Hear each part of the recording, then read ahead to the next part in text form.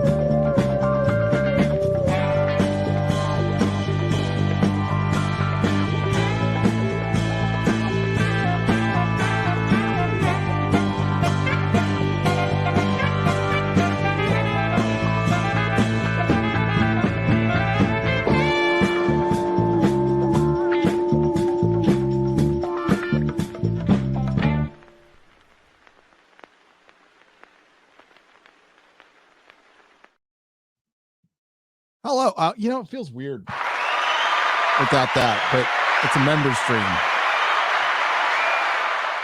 So I just put it in anyway. Hey, first off, I wanted to share, it's been storming like crazy in SoCal, and I know everywhere else. You guys are like, it snows and, hails all the time where I am. It doesn't here. But the sky was making those weird fucking sounds above my house, and it kept making them. My gym is like, I actually could walk to my gym, but I drive there because I'm from Southern California. So I caught it. I'll post this on Twitter later. I caught one part of it, but it was doing this, and it sounds like a truck horn, but it wasn't, because it was coming from the sky, and I heard it from my house and at the gym. So I'm going to play it for you and see if you can. First, well, I'll show you. It's just the sky. And I got to make sure I'm not doxing anything. Here we go.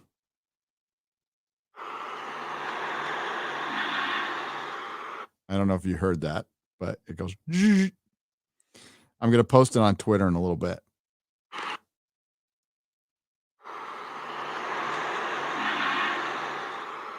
That sound. And it did it like 20 times, and I caught one. It was weird. It probably is atmospheric, something to do with the lightning. There was tons of lightning. There was sheet lightning and all kinds of, and it was 78 degrees when the storm started. And within 15 minutes, it had dropped 20 degrees, and there was just hailing. It was crazy. I love it. I love that stuff.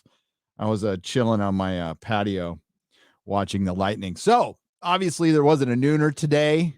The Venom review that was supposed to be out Sunday didn't come out because my brand fucking new gaming computer crashed and died. So something happened. It's not booting properly. One of the fans, just my D drive disappeared. My fans disappeared. It started overheating. So that's what you get when you get these damn gaming computers. So I'm going to have to send that back. I got my backup computer. It took me 2 days to get this thing up and running, or I was going to have to use a laptop, which I can if I need to. And it looks like this is working just fine now. So I'm happy about that. And I can go back to editing. But I had to Frankenstein my video, and I edited it on 3 different computers, finished it on my laptop, and I had to shoot it to. See, there's that little thing right there. It does on my camera. Still kind of wondering about that, but I think StreamYards is fine. I haven't fully tested OBS yet, but yeah. So YouTuber problems, not a big deal. But my Venom review will be out prior to the Real BBC. Perry is touching it up, fixing, because there was a bunch of drop frames because I edited it on 3 different computers, and hopefully we can salvage it. Hopefully. So yeah, impromptu member stream. Haven't done one. I thought tonight is the night. I have some free time because my next video is probably going to be No Time to Die review. I was able to fly to the UK to see it. No, somebody sent it to me. And I'm still going to watch it in the theater. So I'm going to be working on that Those terrible people. And no, it's not a cam copy. No. I did talk to, an old friend. We'll say an old friend. I almost totally just gave away because it would have been very easy to figure out who they are, about a lot of stuff with Marvel and Disney because my old friend now works for them. So we have to keep that on the DL.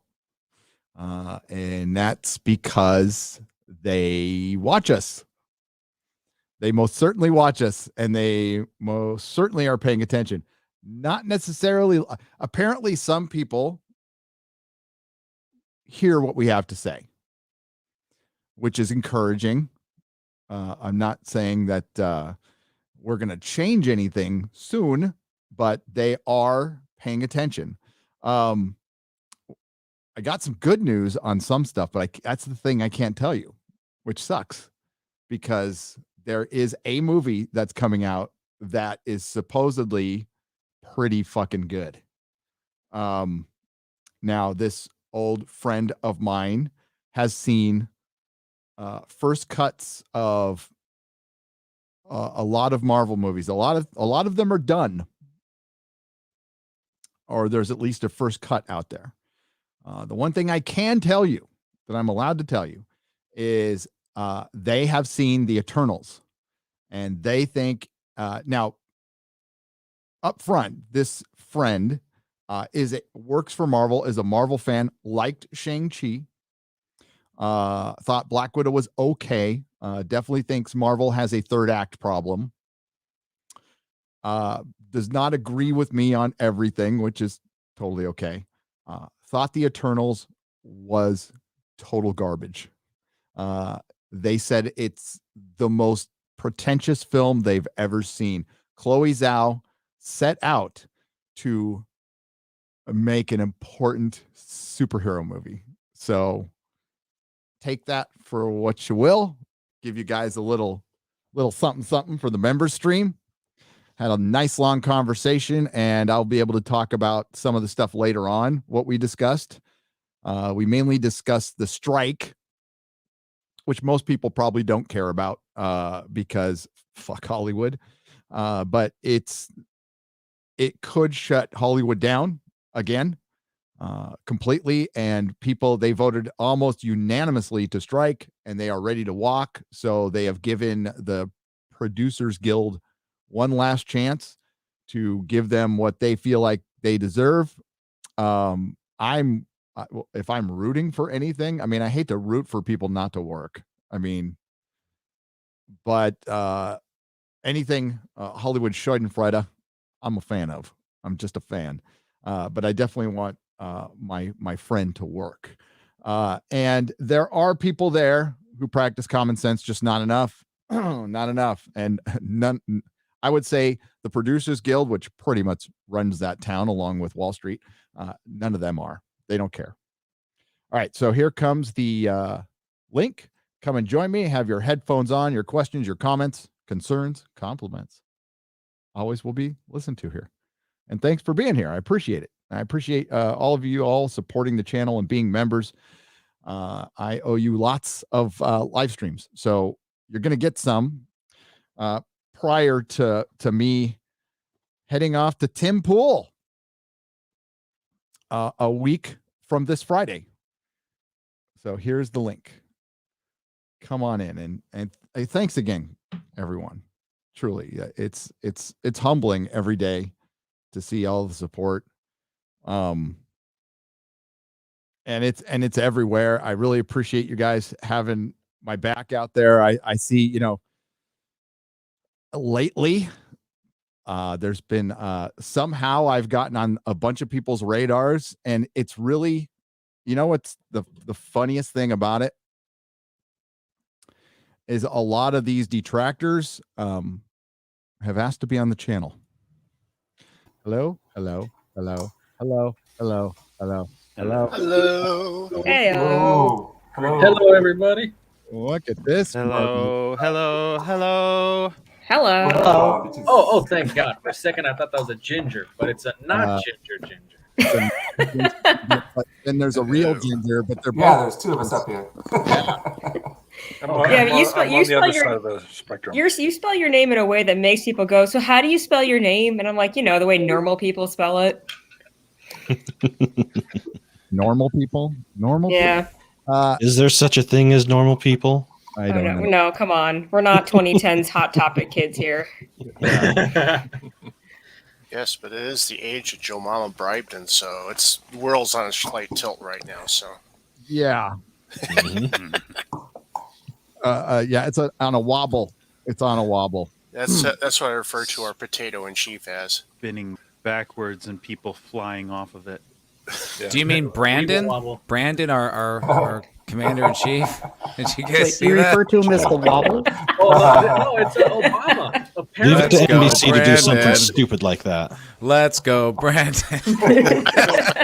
Wait, did you guys see the one reporter who called Biden Obama? He said, "There it is, President Obama," and just kept going. I was like, Did you see something Nemology's else. video about that? Yeah. Yeah, Pelosi slipped a couple of times. Yeah. Yeah, it's all coming out now. Well, she is about 100, but still sharp as a. I think she's like one of those women from that movie with Bruce Willis.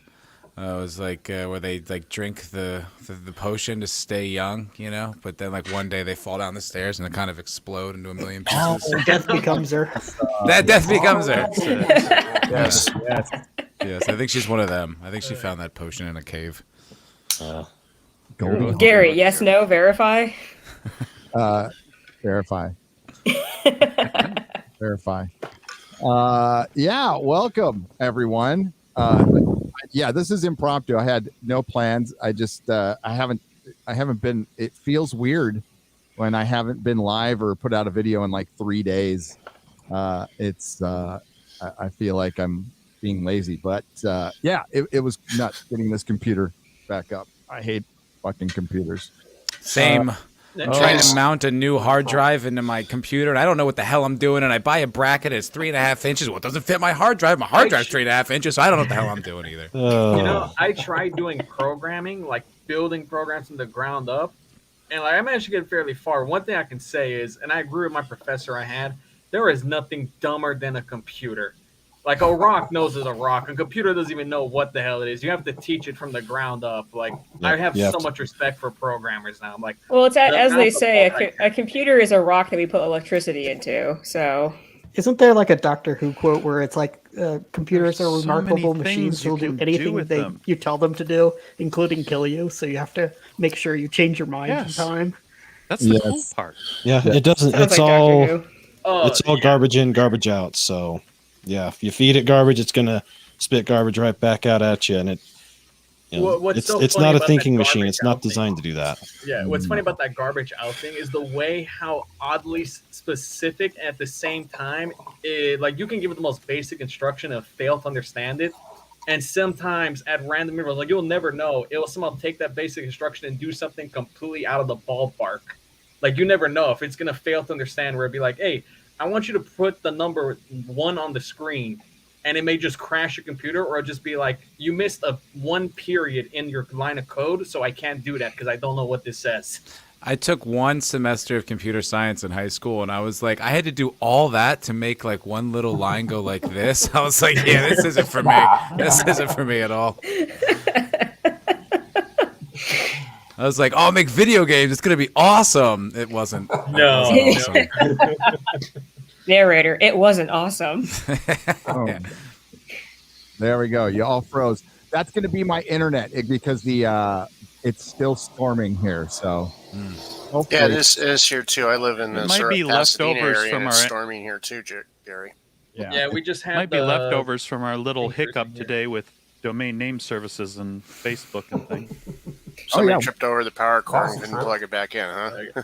I wonder who that is. Because there's a lot of people who are going after Zuckerberg because he pissed off China yesterday. Apparently, Russia is threatening him now because he also said something about them. And now there's rumors that because the way the whole system went down, people are suspecting because like they locked down the whole building, people couldn't even get in. They wondered maybe it was an inside job. It is. Whistleblower. It's an inside job. There's no way. There's so many servers and redundancies in the system. It was voluntarily taken down. Wow. I haven't heard anything about inside it. job wasn't someone from China though. You never know. Yeah, it's the North Koreans. I didn't react too much. I didn't react too much to it today. I was like, Facebook, Instagram, whatever. And then later on today, I was like, TikTok is also down. And I'm like, oh, TikTok is down too. Like maybe if we could sacrifice Facebook to take down TikTok, I'd take that bargain.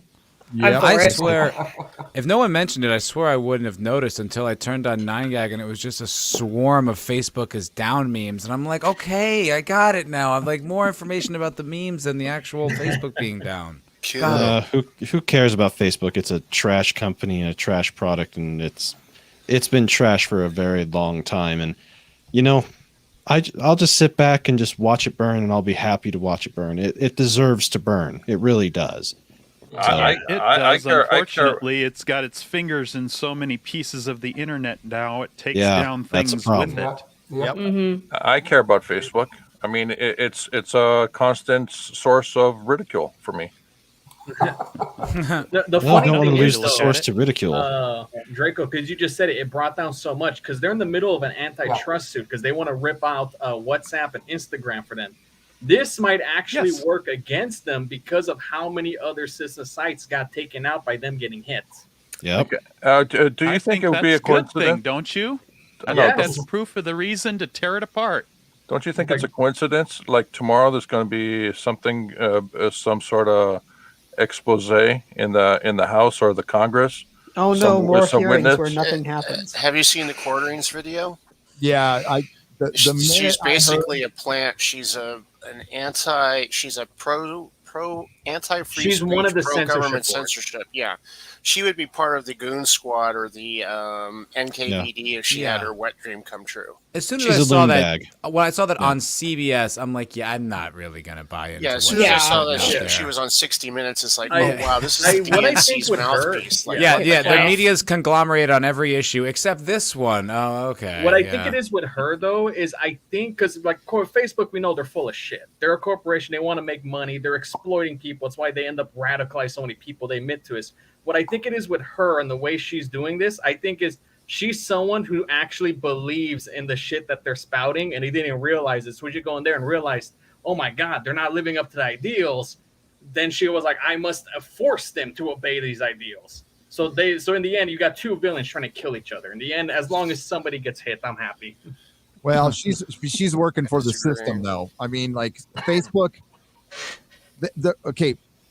Big tech capitulates in a lot of ways. They would, if some of them had their druthers, they would leave it open. Not all, but some. But they capitulate to the state to keep from getting broken up. So they're playing ball, not defending them. I think it's bullshit anyway what they've did, and they have absolutely brought censorship, but they did it through appeasement, thinking that eventually the government will back off, which is just the most naive thing to possibly think of. Just like all the people, like the so-called pious Catholics and Lutherans that appeased Nazi Germany, and they ended up laughing their way into a concentration camp because they farted in public or something. You can't appease the devil, and let's face it, the government is the ultimate devil. Over you is only as long as they want to love you. So it's like you. All of you really done is should sure make you're not deals with first in them. line. Yeah. Well, that's why we see all of our fellow citizens out there willing to give up yours and my freedom freely, thinking that, oh, well, it's just them right now. Well, it's just those of us right now standing up for our rights until it's on your door. I mean, that's to think it won't come for you is ridiculous. So most people think of that quote where it's like when they came for whatever, I said nothing, and oh, that's a nice quote. Yeah, we got to watch out for that, even as they're doing it. Just look at J.K. Rowling. Yep. She was SJW darling, and then dared suggest whatever the audacious thing she put out there, and then they hate her. She's a transphobe monster. Yep. Oh, and now they're writing hit pieces on her, going, her books aren't selling. I mean, what was it? They said her book sales were down 10%. So obviously she took a major hit. And it's like, she's a billionaire. She has more money than the friggin' queen. I don't think she's gonna give a flying shit. She can buy and sell everyone so many times over. She gets if I understand, she gets I think like a nickel for every dollar spent at Universal Harry Potter. So any sale done inside that area, she gets I think a nickel off every dollar. Yep, and it's quite a few dollars that are spent there. I went there; everything was not cheap. If you watch Lorena's Creel's content, she's a huge Harry Potter fan.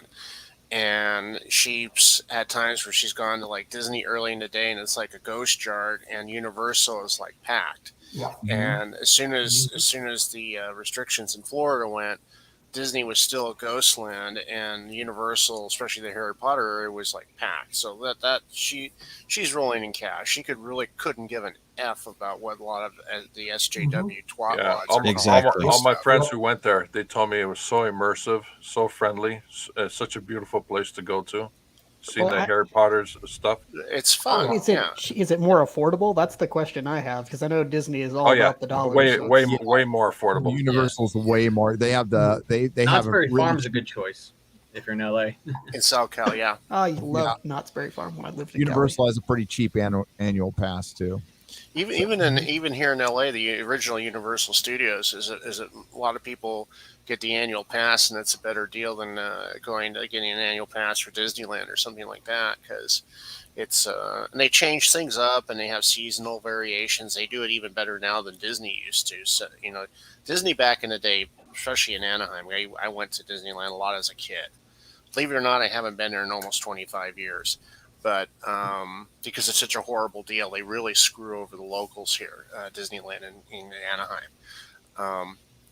But Disney used to really go all out for the major seasons. Like they'd have a summer theme, they'd have a spring theme, fall theme, and Christmas would last basically from the 1st of November all the way till about January 15th. They'd have the Christmas decorations up. And I mean, they did it from the stem to stern of the park. But now, not so much. Well, hasn't Disney, like, I remember when we lived in Cali that it was like, how do I put it, in the mid-90s, they were on a huge downward slope. Like the food was terrible in the park. You could tell things were broken down half the time. I think it was a byproduct of the Eisner era where everything was just done on the cheap. And then I live in Colorado, and when we went out back in like 2010 to Disneyland, it's like they had this Tron experience in the California Adventure. It's like they were on this kind of upward trend. Like, hey, they're actually taking care of the place. It looks way better than what I recall from like 15 years past. Now they're on a downward slope again. And I'm assuming that's because of, I can't remember which Bob it is. Chapek. Thank you. Cheapskate. Or Chapek. Yeah, Chapek. Cheapskate. Whatever it is. Yeah, that guy. Yeah, Clownfish TV really kind of did a good expose of him in a few videos about 3 years ago, how he was running the park. And then there's still that case out there where they were, the funky financing. I did a video on it. It was one of my strangest performing videos. And I know others did it and had the same thing happen where it was taken off over the first 12 hours. And then they just turned off the faucet. They just cut it off. I haven't heard what's happened, but I know the case is still out there, and that has something to do with Bob. Well, it's really simple. For me, I don't live anywhere near California or Florida for that matter, but I do remember as a kid or 19-year-old, just fresh out of high school, we went to California for a vacation. It was okay. California's never been my bag, but we went to Florida twice in 04 and 06. It was that much more affordable, and we spent most of our time in Universal as opposed to Disney World. Now, at that time, Disney World was pretty nice. I loved Epcot Center, and that's my second favorite place from Disney. I love how MGM used to be, but knowing what they've done since then and seeing various people that have gone since the restrictions have somewhat been lifted in probably the best state with the best governor, my own opinion. But if I had to take my kids now, there's no way I could afford to go at Disney World, not a chance. And I could maybe barely do Universal, but you know what? Universal is a lot more fun. It's got Harry Potter land. My wife is a massive Harry Potter nerd. Well, but then again, there's always the option of a second mortgage. No. If I'm gonna do that, black market kidney selling. That's the way to go. It hurts my dad to look at Disney today. Like, my dad's old now. Like, he's in his 70s. He's been to like Disney World. Like, I think it was in the early 60s when he first went to a Disney World. And then he's been like one time Disneyland. He says, man, just seeing the company over the decades, and then seeing at one point, he told me, he's like, mijo, there was a soul in that company that Walt put in there. Like, you can tell they did care about you. And I see it, and I've watched it go away. It is gone. There is no more Disneyland. It's been dead for years. It's why he won't go near anything anymore, because he doesn't want to taint those old memories of his. Yeah, I don't blame him. Well, that's part of the reason why I haven't been back for eons, is because everything I remember was fun and enjoyable, and even during the sort of ratty 80s period, it was still enjoyable because they kept a lot of what made the park fun and enjoyable. And now all the rides have been changed. The Pirates of the Caribbean's been vandalized. The Haunted Mansion, they totally turned it, Adventureland inside out. It's just a whole bunch of stuff that is like. I just don't really want to go. Splash Mountain. Yep. You name it. Nothing has been left unscathed by the pathogen known as wokeism. And it's really sad. It really hurts. It really does. Because it's an unforced error. They continue to go down this path, and they are going to continue to lose money from that end. And to be blunt, I hope they do. I hope they fail. And there's also a part of me that really hopes that things with Hollyweird do get to the point where the screws get put to them so bad that they do have to start shuttering certain studios. I hate to say that because I don't want to see people lose jobs, especially now. But at the same time, we have to have a message sent to these bozos to stop being bozos. It's not that hard. None of this is really that hard. All you have to do is just look at how things are going with anime right now. It is booming beyond belief, and it's keeping me busy, more busy than I ever thought I was ever going to be.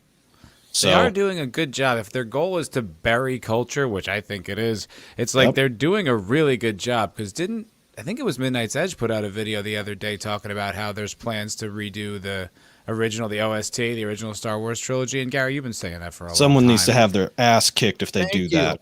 Yeah. Thank you, Foul Ball Productions, because I have been saying that for 4 years on this channel. Even before I got in the culture war, I've been saying they're going to do that. You've been saying that for a while. Yeah, and I remember hearing that and being like, okay, but then I thought about it. I'm like, well, the next generation, that will be their idea of Star Wars, and eventually it will become this sort of old relic to the past. So actually, as much as we're gonna talk about it all the time, but they're doing an effective job of burying culture. They're really kind of killing it. Yeah, they're thinking about the long game here. It's not what's happening right now is concerning them. It's going to be in the future. They're just looking at the long game, and it's going to give them freedom to. Yeah, like you say, bury our culture. It's going to be gone. Dave Bullen put out a video that was called they're purposely making stuff that's absolute garbage, and they know it. Yeah. Dave has been. That wouldn't surprise me. Lately, he's been doing these sum up videos. He actually inspired me to do a sum up video, which will be out in about a week. But no, they are doing. It's deliberate. They are trying to find things to change, and their first thought in their mind is, "Oh, this is going to piss off the right people." Mm-hmm. That's how you approach our culture. And the reason we're talking about this is because it bleeds out into the real world, and now it has. And the worst part is it's not sustainable, because that kind of thinking, you get sort of like you say, like the hate clicks. You get all the initial eyeballs, and guess what? There's no legs, no traction afterwards. It falls apart later. So even like you say, they rebuild it. Exactly. They think that this trend is going to go somewhere, that it's going to continue, and there's some mystical place going to be successful. No, it's going to run straight off a cliff. But the reason it hurts, though, the reason it hurts is because of the legacy of the thing.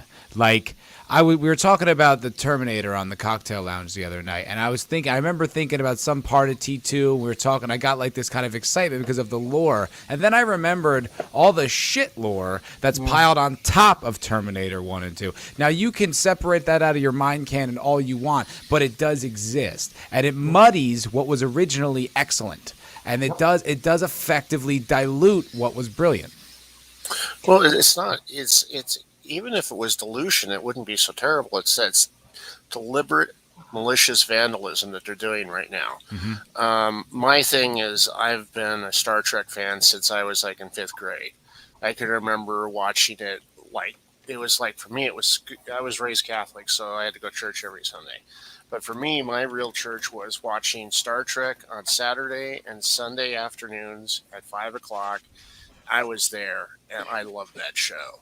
And to see the vomit that Jar Jar and Alex Tursman is cranked out, it's really just deliberate vandalism. It's not even like they're trying to create something new and different. It's just deliberate vandalism. No, that thing from that TV show, the cartoon or whatever, like if that didn't come from like Gary, like a source from you, I wouldn't even have looked at it because I would have just assumed it was some stupid comic or whatever. I can't believe that comes from the real show. Yeah, I've been a Star Trek fan for 5 months, and it's like I get it now. Like I get all the anger and like just disgust at all the new stuff. I'm like, oh yeah, I am angry at everything that's new, and I have only really care about the show for about 5 months now. And oh my God, why? You know, I was talking to my older brother-in-law, and it's funny because we started talking about Star Trek, and he put it best because like he's an artist. Like he used to do the art galleries, the tour and everything. So he's has a bunch of connections. And we're talking about the whole degradation of movies, and we're talking about the J.J. Abrams. And my cousin was there. She's like, well, no, I like the movies. They were nice and flashy and everything. But I'm like, yeah, but they weren't Star Trek. He said it best. Like, they were just another sci-fi movie. What was iconic about that? He's like because he watched the old series. Not the biggest fan, but he respects and he likes. And he's like, yeah, he's like, when you watch the older stuff, there's something more there. He's like, this new stuff. Yeah, he's like, he tries to go rewatch it, and he's like, just bored. He's like, it's so replaceable. It's like, I've seen this 100 times. What makes this Star Trek? Soul. They're missing soul. They don't have a soul. Oh, that's what we're fighting. It's easy when we think about it. Like all we have to do is stop buying it and walk away. It's easier said than done, and it's also very difficult to win over the hearts and minds of the normies, which is vitally important. And that's why we keep doing what we're doing. For one, that helps drive people to independent markets, and it helps wake people up. And that's how I woke up. That's how all of you, we all woke up through either seeing this for years and kind of like it's in the back of our mind, and then we finally saw it like blow up. Some of us saw it years ago. Some of us found out a couple of years ago, 6 months ago, a couple of days ago in an email, and it's why we keep talking about it. But it's tough. It's when we have people still supporting this stuff, or even worse, denying it's even there. Like, and that's we are climbing Mount Everest in the midst of a blizzard. That is the challenge we are facing. Because we are, like as you say, it's like Star Wars. Star Wars is they bought it late $8 billion, somewhere around that ballpark. Even with the damage to it, let's say we cut the value in half. You're still looking at a $4 billion IP. That's not. It's like you're taking down Disney. It's not something that's going to crash overnight. It's going to be a long, difficult road. Yeah, and they've got just like Facebook, they've got their fingers in so many pies. It's kind of like.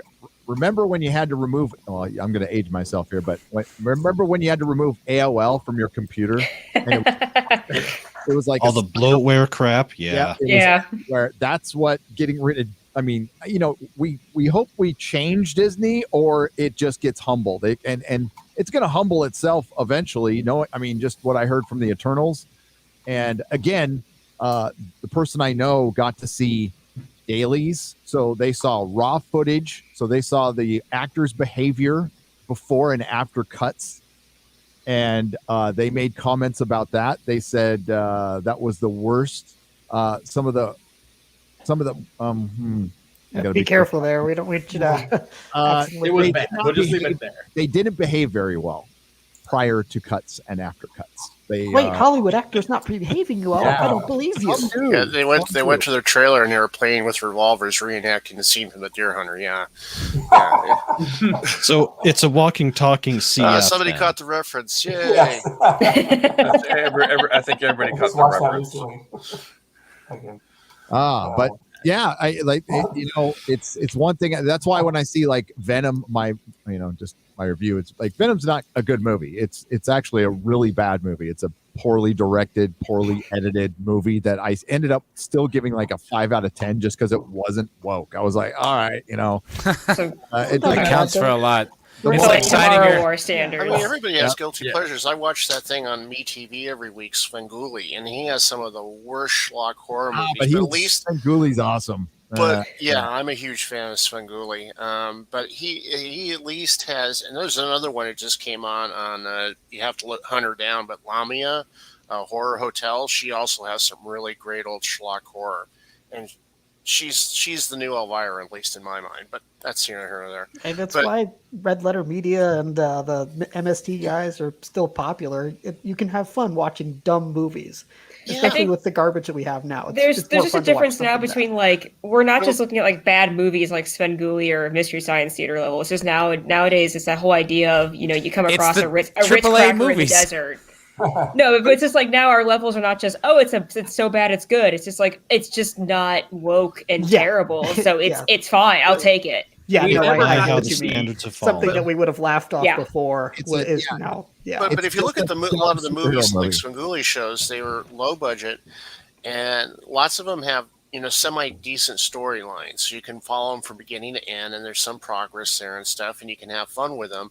But they weren't trying to either destroy somebody else's franchise. They weren't trying to be, vandals. If anything, they were trying to like recapture lightning in a bottle. You had the teenage monsters. I was a teenage werewolf and a Frankenstein and a vampire, and then Godzilla, whoever knows. But I mean, people were sort of like rap music. We're trying to capture, magic back in the bottle with a low budget and a halfway decent script, and the actors, not so much. But at least it's kind of fun. You can shut off your brain and be entertained and just have a good laugh. And that's what I find really missing from a lot of the newest movies right now. There's just no sense of fun or entertainment or anything. They may be low on the spectrum, but they weren't the bottom. And that's what I liked about Godzilla versus Kong. It was fun. The human stuff I could tune out easily enough, but that's the only movie that I've gone to see in the theater this year, and that was back that was March, April. Nothing else even comes close. It's really sad. And it shows how far we've gone when Venom, which, as you said, Gary, was middling, just barely okay. Barely. But it has hauled in, about 90 million in the domestic, just for the fact that it's not woke. It made its money back in 3 days just in the U.S. It was a $90 million budget. It shows the CGI is awful. I mean, it's just awful. It's in the dark and it's all blurry. You can't. I was trying to grab a frame of Venom for my thumbnail and I couldn't. I'm like, there's no clear pictures of Venom anywhere, and I spent about an hour. It looks like smudgy '90s CGI. We were basically spoiled with movies back then. Like bad movies, like and only recently with this woke shit have we finally seen what is the bottom of the spectrum. Like what is a zero? Like bad movies before would still they would fall low, like 2s and 3s, but you would never see a zero. Now we're seeing zero on a movie. Shit, Alex Charzman wishes he could produce a zero. Most of the time, he's in the negative numbers, we're unsupervised. Hijacking it. Max Hi, welcome to the member show. I am the middle square. Oh no, yeah, I'm glad I'm doing this now. So, wow, your take was so bad, Gary left. Gary, I'm gonna have to pop out here. I have to pop out here. I got class starting in about 5 minutes. Okay, we'll see you, good sir. 3 little things, real quick, if that's okay. Sure. One, I'm still working on the caricatures. I'll have something to show you this week. It's a little bit of a challenge, but I'm trying to smooth those up for you. 2, you've been mentioning on a lot of the streams that one of the people who came out to Vegas got the coof, and yes, that was me. And it's okay to talk about it. It's nothing. Okay. It was nothing at all. I had the same exact experience as Chrissy Mayo did. Nothing. And I know I didn't get anything beat up. And you lost weight? Actually, I gained weight. Oh. You need your money back. It was fine. I've had worse hangovers. I just wanted to say those two things before I popped out. I have nothing. Glad to see you're okay. Oh, yeah, it's completely fine. Like, as far as I know, you were the one. I know. Look, I got hit by so much bad luck on the return from Vegas. Sorry. It was horrible, but it was worth it. Like, it was so worth it. It going was out there and great making the seeing trip. you, dude. One of the greatest experiences of my And lifetime. we're going to talk because I wanted. So right now I have a temporary banner. I don't know if anybody's noticed, but I want some new art for my channel, and I want to talk to you about that. So okay, all right. I'll be just DM me. All right, guys, have a good one. Care, man. Later, Ginger Ninja. We'll see you. Hey, see ya. Bye-bye. Take care. See you, buddy. I'm so angry that I didn't get the coup from Vegas, and I'm just like, what do I have to do to get it? What can I even do anymore? What am I supposed to be doing now? My friend bought a shirt that says COVID Survivor Champion with like a blank space for him to put as many numbers as he wants there. And he has yet to catch it, and he's pissed because the shirt's just sitting around. Well, maybe you did, and you just didn't know it. There are people who have caught it, and you didn't. That's what I told him. I got. I've told you guys before. I got the one prior from 10 years ago. Whatever the hell that was. We went to Swine flu. Swine flu. Yeah, it was. We went to Disneyland, and a bunch of people got. Actually, it was meningitis, and then it was the swine flu, and we were in part of the swine flu. And Melissa and I came back, and I was in the emergency room with freaking IVs and all kinds of shit. And I haven't been sick since. So I thought I was sick, like I was really dry and coughy, and then I realized I was in the desert, which is an environment I never live in. So I was just dry, and that was about it. Maybe I had it, and I just thought it was desert dryness. I don't know. Well, a lot of people have had they'll have like a really bad allergy attack, and they don't think anything of it because they're like me. I have allergies, and all the time, 24/7. That's one of my wonderful curses I have in my life. And all of a sudden, a couple of days later, they want to go to, say, a football game, and they come up positive for COVID. It's like, oops. I didn't have any of the traditional, because it can be ultra like a mild head cold to all the way up to where you're having your lungs fill up with fluid and all kinds of crazy bullshit, or else you have severe nausea and diarrhea, and you become severely dehydrated, and you end up in the ER. John Malin, who's on, he ended up in the hospital of the Jack Show.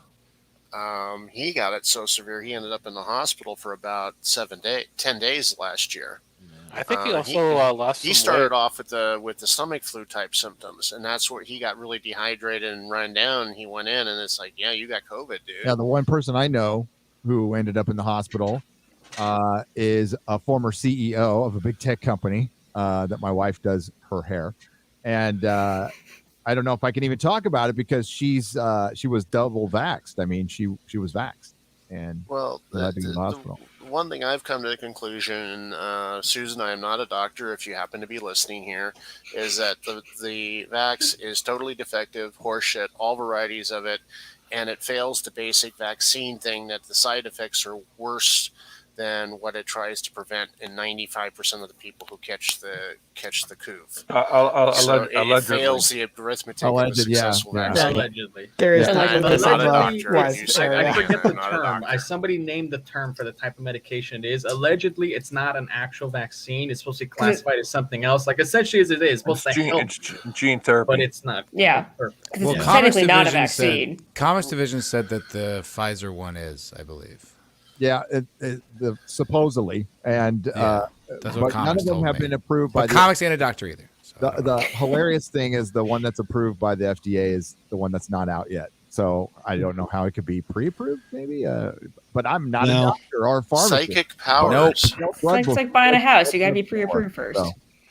Yes, it's all just a load of. It's all just a load of horse shit. Or psychotic powers. I don't know which. Hey Gary, I'm going to dip out soon, but I wanted to ask you real quick. Are you planning on watching the Expanse panel at New York Comic Con this Friday?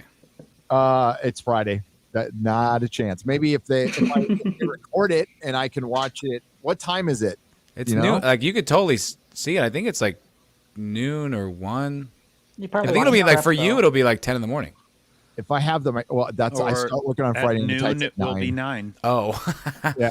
All right. Well, then you guys can come to my channel to watch the coverage. It takes a lot of prep to push that clown horn at the right time. Ty Frank, who basically runs the fucking Twitter for James J. Corey, guy's a douchebag. Guy's a fucking douchebag. Yes, and he is. That's a show where well, for one, they had to write that polyamorous thing. They had to extend that because of the cancellation of why am I blanking? Cass Anvar. Cass Anvar. But whose great crime was flirting with younger women. That's all we ever heard.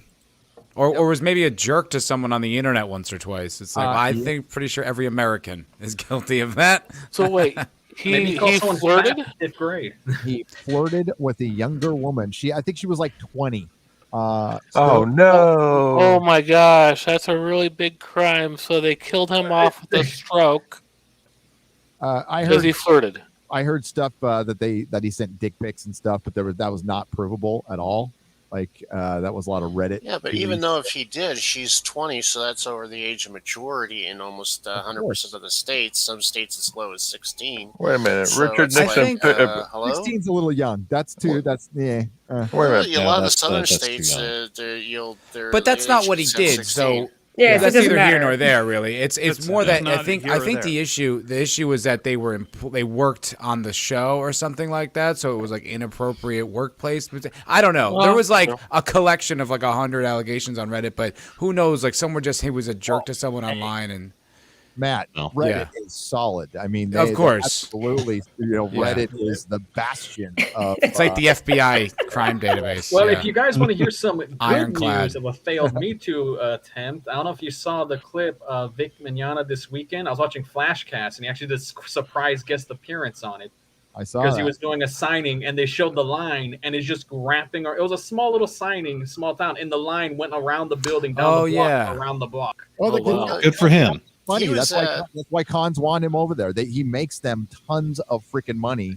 Yeah, they're seeing it now. So they're stopping. The Star Wars girl cable. was at a con in Texas that earlier this year. Oh, Matsuri. And the place was a desert except Vic Vignogna's table, where he had like a line going out the flipping door. 95% of the people that went to that con went to see him. He got canceled because a bunch of actors were jealous that he was getting all the damn attention. That's it. Mm-hmm. That's all. He was about to upstage the number 1 voice actor, and you're not allowed to step on Chris Sabat's toes. So he basically took him out. It was Chris Sabat who took him out. That little piece of shit. I hate that I have so much insider baseball knowledge about that scene too. I just hate it. I'm sitting there with I have friends who are in that scene, and I'm just like, oh God, I hate everything that you're saying. I know that you're wrong. I know that you're going on rumors and hearsay, but it's in the anime community, it is a very vicious topic. I know like from here, it looks like it's like a thing, but if you're like inside the anime part and you see the wars, it is extremely vicious and aggressive. Yeah, and that's woke.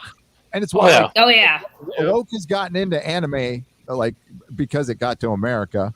Stateside, yeah. Mm-hmm. And it's compromised in Japan to a certain extent, and you got to be careful. We don't want the manga and the anime going the way of fucking American. Well, Japan has one good safeguard, and I think if this is the safeguard they would have to break to really hit the whole industry. Because the reason why Japan's allowed, because I was actually I remember at Anime Expo when I was there was actually a part of table, and I think about it.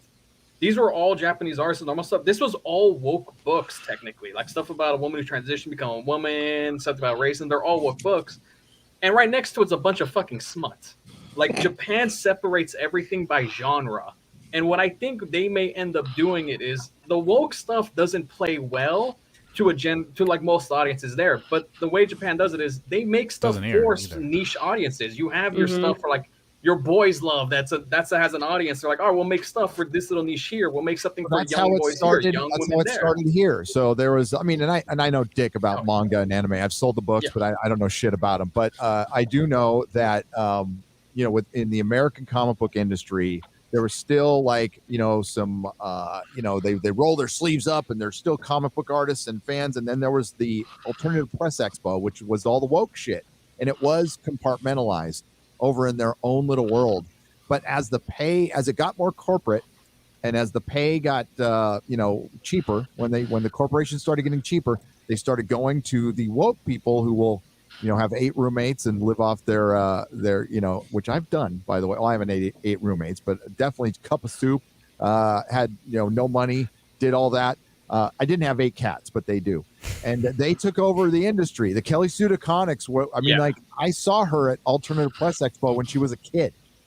So they absolutely took over.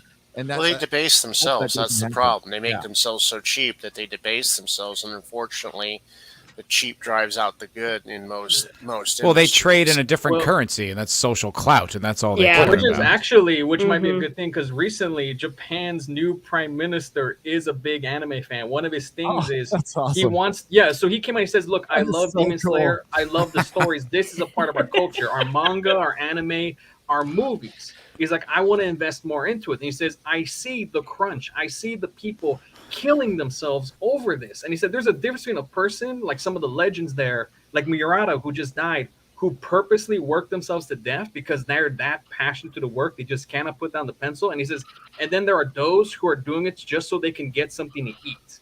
And he's like, he wants to start moving some of the revenue, all the bonuses, and get it back to the animators, to the artists, to the actual grunt employees. Well, he could do. Oh no, I lost Gary again. Gary quit. I talked about anime again. He stumbled over the power cord. No, but Well, what they could do is there's things in Japan what they call living legends or cultural legends in Japan. Like, for example, the making of samurai swords that had died out eons ago, right after World War II. And right after in World War II, Japan started this cultural preservation program where they, like traditional making of rice paper and the different handmade paper products that are still manufactured in Japan.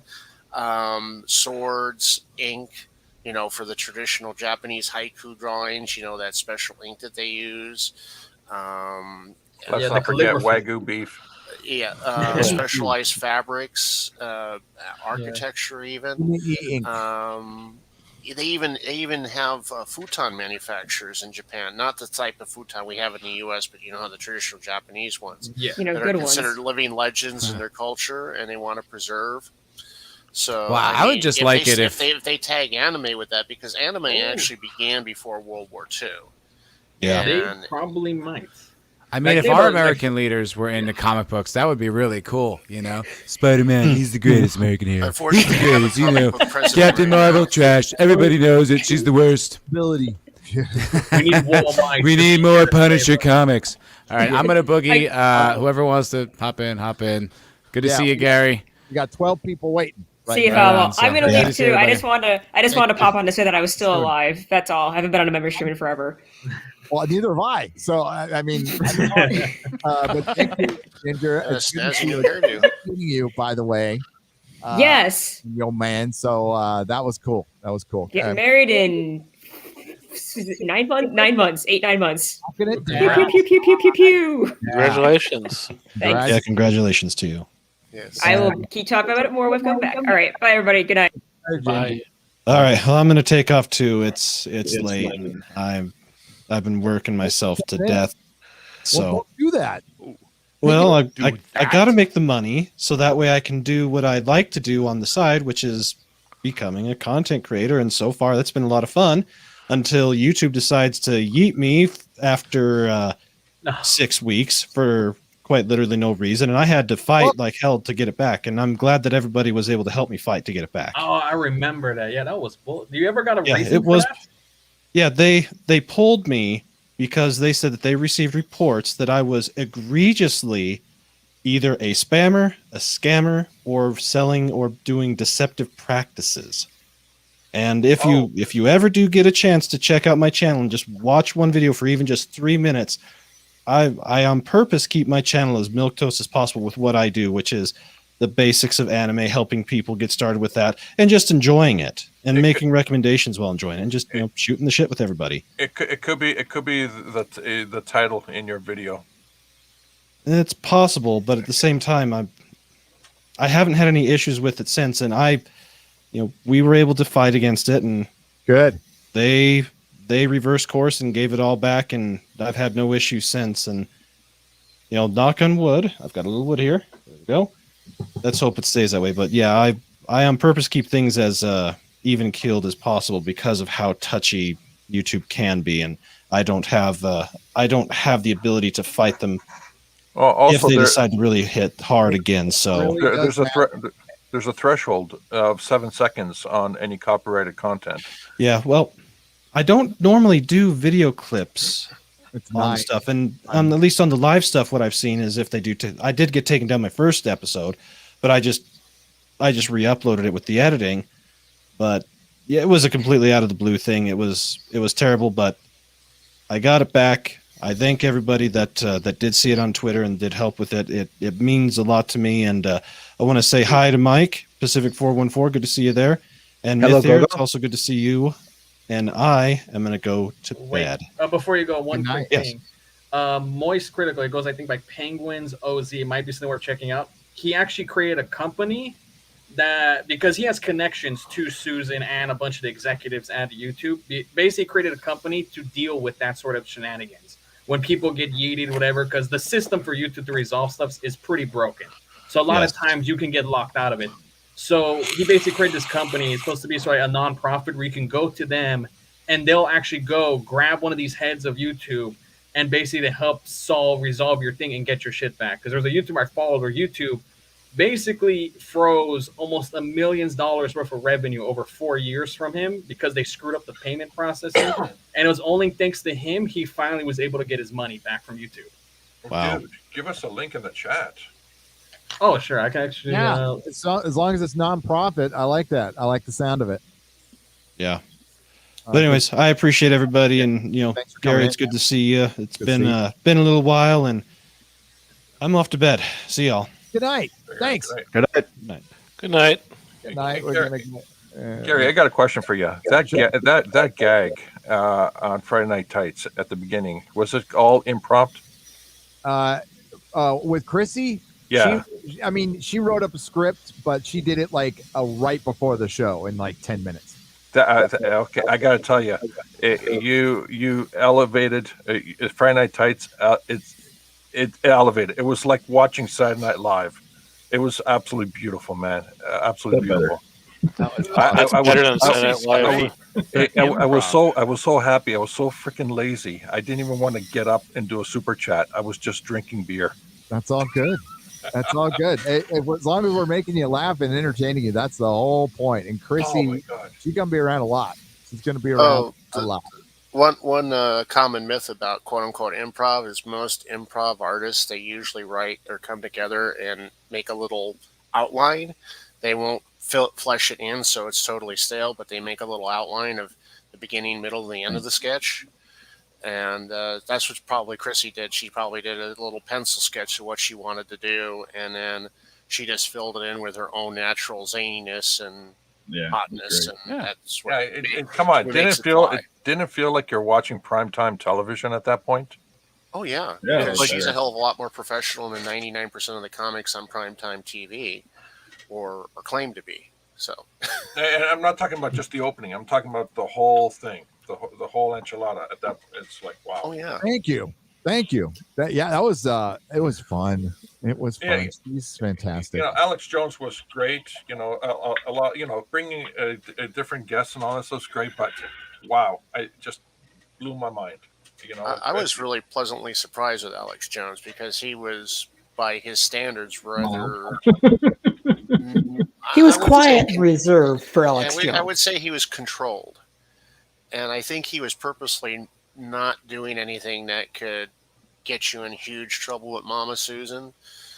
Some of it's going to be, just the way he is. But I mean, He could have touched on third rail subjects that could have got your stream shut down midstream.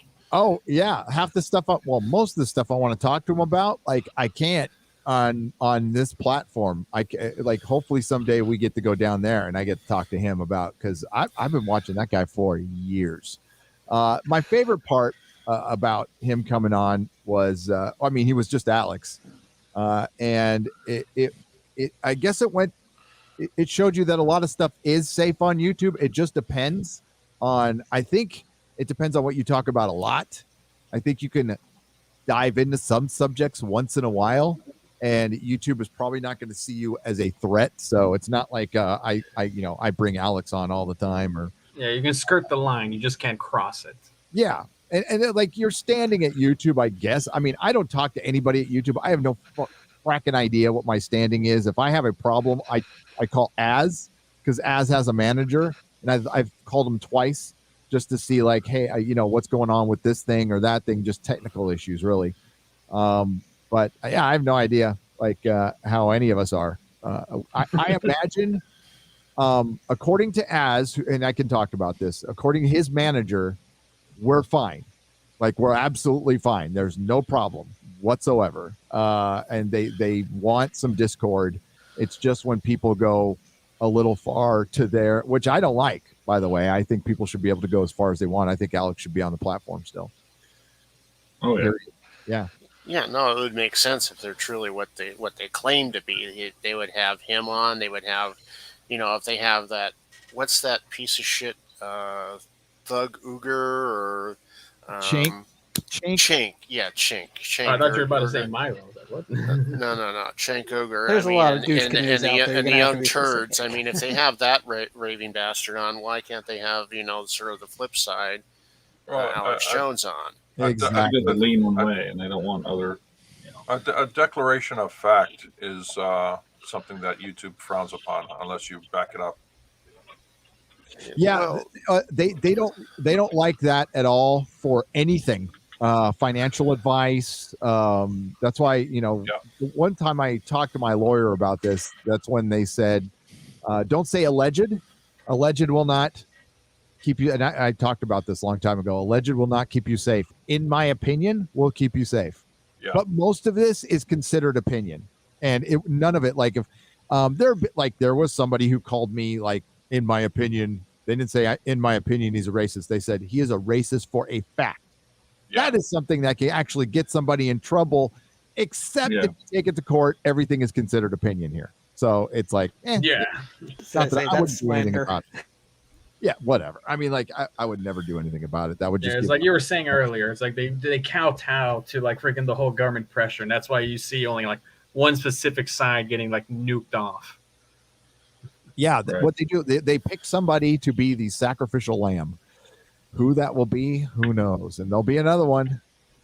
And it sucks. But don't get discouraged. I mean, if you're up and coming channel, even though like if you get blown out with 1,000 subs, just like let us know, and we'll try to help you as much as we can. But it's fun. It's definitely a best hobby in the world, I think. That it is. So what's up? Go on, Marksman. I was gonna say, speaking of the whole YouTube thing, it goes like I can't find the link for the site because Charlie unfortunately has a couple companies, various media companies. So I'm not sure which is the one for the studio. I do have the links to like the video, and since you brought up the creator one, because it's right here in front of me, I thought I'd drop it in here. It's a long video. It's an hour long that this guy did, but it basically breaks down the YouTube algorithm. And I always feel it's like, especially if you're starting a channel, it's something good to like watch, not to so much let you like get you down, but understand just like the craziness that you will be going up against. Like I just dropped in the private chat. Right on. It's called the system designed to break you. Like in this thing, he basically broke down like how YouTube is the thing that drove the Paul brothers insane, which is why they keep going in these crazier and crazier antics throughout the years. Yeah. So like now they're just a complete mess now. I'm sharing it in the regular. I think you brought that up before, but it's good to mention it again and again, Marksman. Oh yeah, no, it's a really good video because he worked with a bunch of other big creators too, longtime ones. So this isn't just his work. This is him taking other people's work to get as well and putting it all together as years worth of information all combined into one very well broken down video, like segment in chapters too. So you can even watch it in parts. So it's like something I feel that if, as I said, you want to be a creator, something to watch so you get an idea of what it is you're facing. So like you realize at times where it's not like maybe it's not you, but it's like, all right, I'm up against the YouTube wall. I'm just going to have to sort of deal with it and just keep grinding around until that wall moves aside, and then I'll be pushing forward again. Like that's sort of like the attitude you're going to have to kind of need when dealing with YouTube, what I learned watching this. Yeah. I mean, dealing with YouTube is, it's part of the game. You know, it's just like dealing with all the other stuff. It's just part of the. Like dealing with people, you know. Yeah, people can be funny. People can be funny, and you know, and this platform can make you nuts. It can absolutely make you nuts. I talked about it on Square Up. It's just I'm glad this happened when I was older. I don't know how I would deal with it younger. I wouldn't be able to get my shit together. Gary, I'm sharing something if you want to share it. It's something Yeah. I was working on. I almost missed your stream because I was working on this. So I mapped my book. Nice. Ooh. Very nice. Oh, that looks cool. I found some website, you know, I could do it on. I was like, Was it like a map maker? Yeah, it's like a map maker touch style. It's not as detailed as I would wish, but it's as good as I could find. Whatever. Have you seen the early maps of A Song of Ice and Fire, and even with Tolkien, they were just sketches. Right. So yeah, it's pretty. Yeah, it's got some cool stuff in it. Yeah, so that's the world I'm working website on. for everything. There's a fantasy map maker fucking website. That's awesome. I know, right? I found it. I was like, I wish I I've could. been looking for someone to help me do math. I still need someone to help me do the cover. Contact me. Yeah. Contact me, Yeah. George Peter Gatsis, on YouTube or Twitter. Yeah, if you find it on Twitter too, it's fun. Mirrorsphere Origins, always on Twitter. On the Fourth Wave too, so. Hey, If you're speaking doing of stuff fantasy, like I this, had a I question for Gary. might have to look up something else too, because Shadiversity was plugging a device that's used for building worlds around RPGs and things like that, which Is it called helps Campfire? you deal with resources and that. I've got to look it up because This is the thing I you use. plugged it one Campfire. time. It kind of helps like organize everything so you don't like forget things. Yeah. Yeah. Pretty nice. It 'cause was I can, like this write my huge set of tools. Like this Hey, whole Mirrorsphere, island right I don't know if here, you and then name. Mirrorsphere, I don't know if you realize you're coming through your camera, Mike. Am I really? Yeah. Let me see. Oh dear.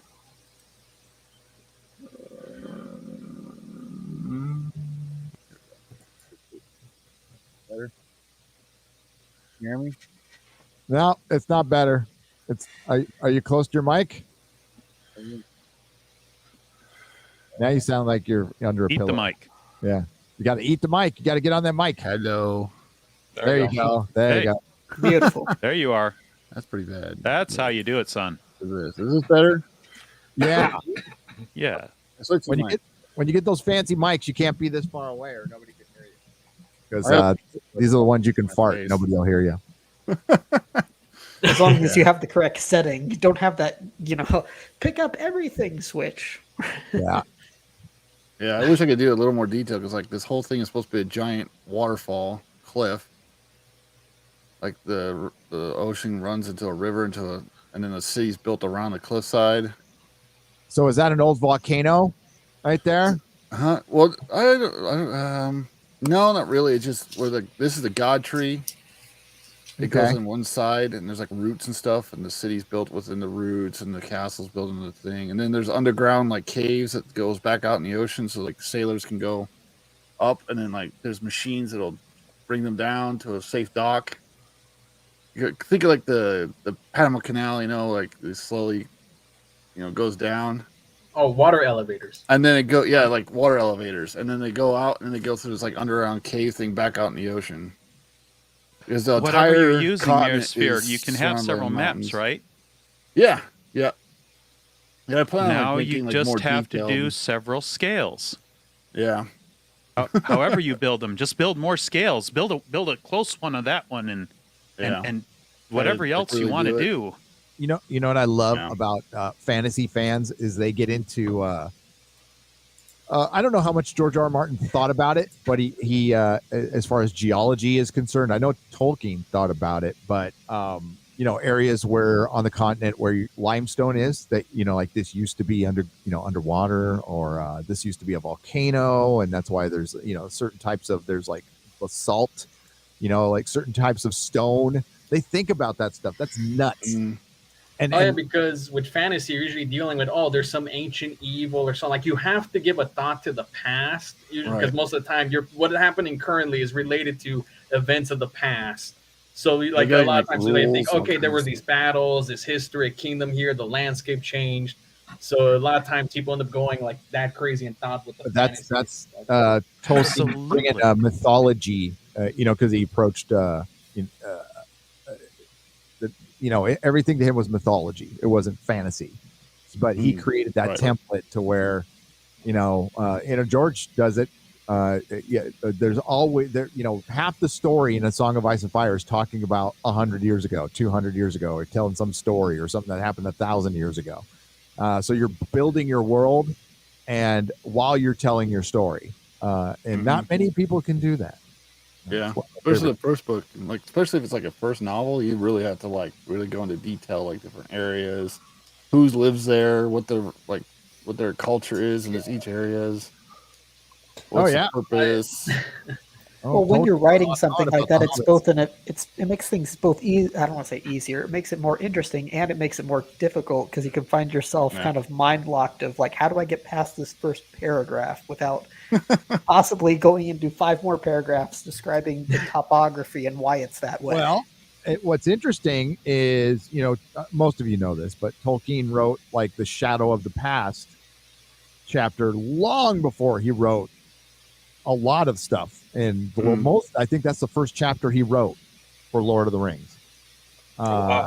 Yeah. So you don't necessarily have to do it in order. It's just that spark of an idea. Make sure you just get that down as quick as possible. Russell T. Davies, I was watching Zvi Lebekin's, he was going over the rabbi from another planet. He was going over an old RTD interview. And Russell T. Davies brought up a great point. He said, we're all writers. We all have imagination. We all played when we were kids. We all had stories. It's just some of us kept going and some of us didn't, That was a good, I thought that was pretty cool. That's true. It's true. We were all storytellers. One of the things you can do is you can keep telling those stories that you might never even tell, but all of it can build your world, and you just keep building on it and building on it and building on it. Now that stuff doesn't even need to make it into a first book. Yep. If all you're doing is the ideas that you're flushing out all these ideas and all of this history, you don't have to pick from everything, but if you've got a canvas, all of that history, and then you can just pluck these details, because this is about the story that's in the first book, and nobody knows what you've got, that library behind you of other stuff that you've worked on. You know about the special trees in that little forest around the world tree or whatever that thing is. You know about how the lay of the land and how battles were fought back here because you wrote it before, and all these other things you can do. You just go crazy. It reminds me of a writing assignment I did where like one of the characters I wrote was a monster, and when I created him, I already had the whole background of his why he acts the way he acts. Like he's from a family that goes out, and their whole thing is just, I want to go out and make a name for myself by slaying the most brutal beast out there. And for this guy, his dream is to go and one day slay a dragon. So he's been traveling through the lands, basically meets up with this small band of warriors, and basically gets sent off to go, but like, hey, I need you to go be my apprentice. So he goes meet the apprentice, and he brings them back. And they have this little journey. During the journey back, they get a feel for each other. All of that is in my head. That's not actually in the story, but I use that as the basis for how these two interact. Because I had to create all of that backlog just so I can have the interaction between these two, between the apprentice and this veteran monster slayer from a former established family of noble monster slayers, essentially. There's so much in the background that goes unsaid. Awesome. Yeah, this is one of the panels from my oversized book 2, Joking book 2. Yeah, that looks cool. Now you want to write stories about that. That's cool. Yeah, it's and this is just a panel. Actually, this panel is the size of a standard comic book. Well, yeah, because you sent me your book, and I like how it was like treasury size, almost treasury size. I like big. I like big. Oh, good stuff, man. Yeah, I got about. It's exciting. It's exciting. I think I have almost 10 more chapters to do before I'm pretty much done with the first book. You'll be done chapter for 20 George. now. You'll be done. Not George Peter, but George R. R. Martin. But yeah. No, I'm sorry. He needs to admit that he's not going to do it. Like, I don't know if any of you know the game Elden Ring that's coming out. Yep, I do. Yeah. So he did work on the game, and the guy came out. Yeah, this fuck went and made the entire backstory for the kingdoms, for the bosses, like the inner world. Like Miyazaki worked on the outer world, and then he had him. All right, I want you to focus on the people, the houses. I want you to build those stories. He cranked that shit out like nothing. Oh, I was like, this motherfucker can finish the books. He's not going to. That is the proof right there. Miyazaki proved it. Share it now. He doesn't have to say it to say it. I just went to his Nada blog. I just went to his motherfucking Nada blog, and I'm going to share this on Twitter. It says mood busy. That's all it says, and it shows some picture of a hand, and then his tags are. You know what? You think his tags are A Song of Ice and Fire? Wins the winner? No. HBO television. Fuck. I thought it was going to be his fantasy football picks or something. He's not going to do it. He gave up. Yeah, he's on not going to do it. Yeah. I'm sorry. I'm like, because like Miyazaki's stuff is the way he has it written and all the stuff for like the Dark Souls trilogy and what he wanted for this one. So the level of detail R.R. Martin had to go building this world up from scratch, and he had like what 1-2 years to work with the guy to do this. I'm like, yeah, that's proof right there. He proved it essentially for all the Game of Thrones fans. He can do the books. He doesn't want to anymore. He's done with them. J.R.R. Tolkien wrote he was teaching. While he was a professor at Oxford, Tolkien finished his book. You know, he had a job, full-time, a real takes care of job. business. Yeah, you'll hear about Tolkien's fantasy football picks. Oh, that's so much better. What was that background sound? Yeah, it's funny, Gary. That anime I sent the Log Horizon. The creator spent the last 4 years under house arrest for tax evasion. What do you think he did in those 4 years? He busted his ass working on writing more volumes for Log Horizon, preparing the scripts for the next season anime. What happens? He was released at the start of lockdown. What did he say? He said, I don't give a damn. I'm getting this third season out. The streaming services, they don't like it. They can fuck off. I'm getting this out. So that's what he went in, and he got season 3 out. He busted his ass. He said, I'm getting it out this year. I get out, and he got it out. That's sweet. Yeah, my goal is December. Hopefully have all the writing done by December. Ready to go. Just get my cover done, and then be ready to send it out on Amazon. All right. You'll be doing more than George. You'll be doing more than George. Yeah, I'm about to put this on Twitter. Yeah. And Gary, I think you might like these. Ooh. AMT? Is that an AMT? Yeah, let me focus in on that. There we go. Found these at Walmart. They're models. When I was a kid, Walmart had like models and all kinds of stuff everywhere. And so for some reason they got rid of all their models, and then like a couple weeks ago they brought a bunch of models back. They have this one. It's like they're pumping out classic Trek merchandise because they need money. Oh yeah. They need friggin' money. This one. Oh hell yeah! So what sells? Dude, it's super detailed too because they like have like battery power, so it lights up. It's got like all the you can open it up and look at like. You know what I like about that Batmobile? This is the last one. If that Batmobile can turn as well as Batman's cowl. Yeah, right. Yeah, you need like a grappling hook to turn. Not much for quartering. The shuttle versus like one of the Klingon battles of Prey. It's both in one. So I was like, hell yeah. I already started with the Enterprise. It's super detailed. I'm like, dear God. All right, hey, but Gary, I got to ask though, are we going to have a BBC tomorrow? Because I haven't seen hasn't uploaded today. So I'm just wondering like if he's stuck on the freaking seasons. No, shit. I didn't upload anything. Az and I are both been kind of quiet, but no, BBC is on for sure. The Nerdrotic Nooner is the one that's been suffering the most. But it'll be back full swing when I get moved. It's going to be twice a week, maybe 3 times a week. There's going to be a lot of changes coming.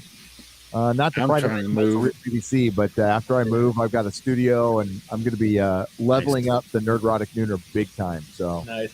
Sweet. I just had to ask because, I know how much Az likes his isekai. So knowing what I sent him, how that's one of the top-rated ones, it's the inverse of his favorite one, SAO. So I know it's going to hook him. Yeah, it's going to hook him because SAO focuses more on the action, the combat. While Log Horizon focuses on the inverse, more of the world, the more of the political, economic size, the more of just the people as a whole. Yeah, the dude's the greatest he was in a different MMO. He was one of the greatest strategists they ever had. He and his friends formed a random guild. They weren't a real guild, but they became the top players in the world. So he was their strategist. Are you talking about manga, anime, or anime? It's both. It's the one I sent as. Yes, Log Horizon. I've got One Piece. I've got right here. I've got freaking stacks of One Piece to get through, and I started reading it out of order. And I'm like, I have no fucking idea what's going on. But then now I can read it in the right order. I went online. I'm like, how am I supposed to read this? And I found a good place. I'm going to do a very special review for the members first. Nice. For One Piece is great. Academia and for One Piece. I missed the last 2 episodes. I gotta get back. That's the love letter to Western comics from Japan, which is which really emphasizes the sad state of our comics. Because we get that, and we just see how much this guy who wrote it appreciated Western superheroes, and we look at what's currently coming out, and it's like, oh god. Yeah, Overlord was badass. That was a good one too. Yeah. Oh, and the guy came in as a villain. God. Yeah, he's like a lich, and he's got to pretend he's Overlord Lich. Yeah, it's funny though because people I remember I think it was season 2 or 3 where it was a controversy because he murders all these adventurers, and one of them's the girl who just wants to provide for her younger sisters, and I'm like, you all remember he's the villain of this world. Right? Yeah, the guy is actually evil. But because we see it from his perspective for most of the show, you don't really get that. But when the one episode they finally show what's it like to be on the opposite end of him, you realize, oh my god, he's a monster. He's become the avatar of the game that he portrays. Right. He has turned into the monster he pretended to be. Cool. That's the one thing I want it in a video game is to play the villain. I want to they need to cut. I know there's one tabletop or kind of an RPG that I got downloading now. Pathfinder, the Wrath of something, I can't remember, Wrath of Righteousness or something, where you can actually make yourself a lich and become an evil. I'm totally going to do that as a playthrough. Cool. I just want to show you guys, talking about research and build up a world. The book I'm working on, Joe King, is in the center. Everything else around it has been written and developed over 30 years. So, just so I can actually publish the center book. That's awesome. It's time consuming. It's meticulous work, but gosh darn it, when you need to get your story straight and reference stuff, it's a work of art. It will all pay out. You've done more work on your stuff than George R. R. Martin has probably done on his stuff. Yep. So that's in the last 20 years. You've got big pride in that. We've got some people waiting, so people I wanted to ask a few quick questions, and then I wanted to bounce because I see Inject Common Sense is waiting very nicely and patiently. Yeah. So first, what are those books? It's probably in your room tour. Over your shoulder, there's this wooden case. And yes, you're right on it. What are they? That is the Middle Earth yes, Blu-ray collection that they charged $800 for retail. But you can find it for $250, $300 now. And all the books they feel like they're leather bound. and it's multiple discs, and it's pretty much all you get from the special features from the original DVD. Not everything. You want to get those DVD special features because that's the only ones that have them all. But it's got an art book, and that case is like that's like real wood. I was gonna say. Yeah, and it's cool. It's badass. So I turned that into my 4K special edition. Nice. Other question was for the real BBC. Are you guys going to do why am I suddenly blanking out? Long Halloween possibly, since we're in October. Oh, I think that's a good idea. Yeah, okay. I think we should. I know I had a third question, but it's late here, so I totally forgot what it was. That's how it goes. Thanks for having me on. And, I remember now. Okay. I'm going to try to build up my channel here because I would love to do the. You had said you wanted to do one of Drinker's streams on Time Bandits. Yes. And that is one of my top 5. Actually, I'd say it's one of my top 3 favorite movies. So I need to build up my channel so I can be on that because I want him and you guys to talk about that sometime soon at least because I'll break up my map. I have a map. Yes. That thing is freaking awesome. You said somebody sent that to you? Yes. That's very awesome because I looked it up and it's like $120 for that thing. I was like, I don't know what to say sometimes. I feel like, I mean, seriously, I'm going to be contacting the person who sent me that Enterprise and offering to pay for it. I mean, that is a lot of money. I mean, that thing was $600 or something like that. Ooh, yeah. No. And I got somebody sent me Longclaw. Somebody sent me a fucking Longclaw, like an exact replica of Longclaw from Jon Snow's sword. Wow. It's like people you're amazing, and it's just like wow. I did that. My wife need a bigger house. My wife goes to the PO box and she comes back, and it's like we've got at the UPS store they get a big cart for me. It's like crazy, and especially with the anime stuff, I've been getting into manga stuff. I said it's good stuff. But it's crazy. But yeah, if you want to build your channel up, make it about whatever the fuck you want to talk about, and it catches on or it doesn't matter. At least you're having fun. All right, I'll bounce. Thanks for having me on. Take care, man. See you, Justin. Take care. I'll definitely. We can bring you on for Time Bandits. If you want to talk about Time Bandits, let's do it. Let's do it. Yeah, I've been stuck in at 156 subscribers for like a year now. Like I go like 160, and then all of a sudden a bunch of them gets taken, so it goes right back to 156. Are you making video? There's a not really. I've been too busy with little ones that I just. Sorry. There's a hissing sound in the background. Is that? Yes, it's killing me. It's not me. It's getting there you go. Thank you, Commander Ed Straker of Shadow. Yeah, there was like a really loud hissing sound there. Okay, sorry. It's okay. I thought it was my fan or something. It's really staticky too, but I think that's StreamYard. Yeah, StreamYard can accentuate stuff that's not that bad. So I apologize for StreamYard. I'm testing out Melon, which seems to be kind of like the same thing, but a little better. So I don't know if everyone else hears it, but anytime anyone talks, it's very staticky. Oh, really? I don't hear it. No, don't hear it. No, I haven't heard nothing. Same here. I didn't hear it until I got in the studio. So that's StreamYard probably because it's crystal clear for me. Same here. Yeah. And check your sound input settings. I can do that. How are you, Gary? Gaming streams, if I can get labs to work. Hello, Kama Bean. I don't want to interrupt anyone. That's why I haven't said anything. I didn't want to interrupt. Oh, it's Australian hours. You can interrupt. Oh, it's Australian. Yeah. How are you? Lovely to speak to my free-loving American friends. Oh yeah, how is it poor in and oppression land? Yeah, it's shit. Is the best way to describe it? I don't know where to start.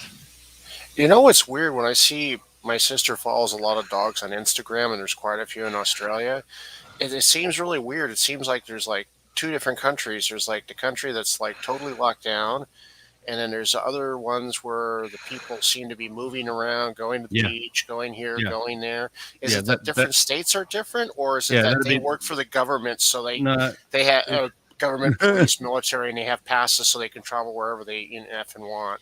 No, there's Victoria and New South Wales, which are states, and the rest of the country, all the other states, they don't have the same restrictions. So Victoria and New South Wales have got Melbourne and Sydney, which are the two biggest cities. It's basically those two cities. So this is posturing. I can think of many words for it. At the moment, as of a couple of days ago, we passed 245 days in total in lockdown since the situation started. We were like a month. We're now officially the longest lockdown city on Earth. Yeah, don't you have like a rich neighborhood there? That I remember those people are showing videos and photos right next to like a refugee neighborhood where they were completely open. Everyone was on the beach, have their private beaches, whatever. Oh, that was in Sydney. Yeah, that was in Sydney. Yeah. And we also had the protests, which you would have seen, and everyone getting beaten up by the police. And yet on the same day, groups of people celebrating the football win, huddling together and walking together, celebrating. No one was touching them. So yeah, there's. I'm trying to be polite. It's your channel, Gary. I don't want to be uncouth or anything. But yeah, it's problematic. Should we say? Yeah, we're not happy. It's our future. It's our future. Yeah, you and I were talking about that last year, weren't we? Yeah, he said this is because I thought we were in your past, and you convinced me we were the future, and you were right. We are the future. Oh, and it looks like Mad Max. It's appropriate that Mad Max was filmed here. That's why I put Immortan Joe as my avatar, because that's how it's feeling at the moment. Sorry, I don't want to bring the mood down. No. How about Doctor Who? Yeah. They're floating around rumors of stopping interstate travel. That's over there, revolution territory. That's what. Are you talking about the States? The States, yeah. Oh, really? Oh shit! Really? That rumor got floated around. Well, we're doing what you're doing, Gary. We're actually paralleling you in terms of our move. We're getting out of Melba exit. We're calling it. Yeah. So my wife and I, and incidentally, apologies for not being able to super chat much, but I do watch. If I can't make it live, I watch, and I'm always there. And in fact, the other day we were driving along because I bought Dan Vask's song, and we were driving along, and my wife was singing out loud the bit. She loves the bit where it says, she loves the bit where it's turn the audio up, Gary. Yeah, she's singing it out loud, having a great time. That is awesome. Yeah, so that song is just so great. Great song. It's a catchy tune, man. It is. I just love that he's embedded all the criticisms of your channel or the channels collectively into the song. It's brilliant. That is, I thought so too. Especially highly organized. Can you call them criticisms as we meme them? Like I got the feeling that if, like one day, Gary, if you actually put it starts at 2:00 and show up at 2:00. I cannot but feel the chat will riot because it'd be like, why are you here on time, Gary? The best part of the song for me is half the chat won't even be there because they're waiting their 30 extra minutes. They'll miss the whole intro and they're like, dang it. I am usually there about 5 minutes before start time. And then because we haven't talked to each other and we're waiting for a guest, it is just but it's good to warm up. So I like it when you're late because it means because we watch it. It comes on at early in the morning here. So the later the better for Australia. Nice. Yeah, I mean I'm half tempted to just turn it on one time, and I did, and I thought the guys were ignoring me. I guess my mic was muted, right? So I'm like, guys, I'm gonna start. I was doing 5 things at once. I didn't see my mic was muted, so I started. And they're like, "Oh shit, we started!" And I went, "Oh shit, guys, sorry." What did we say?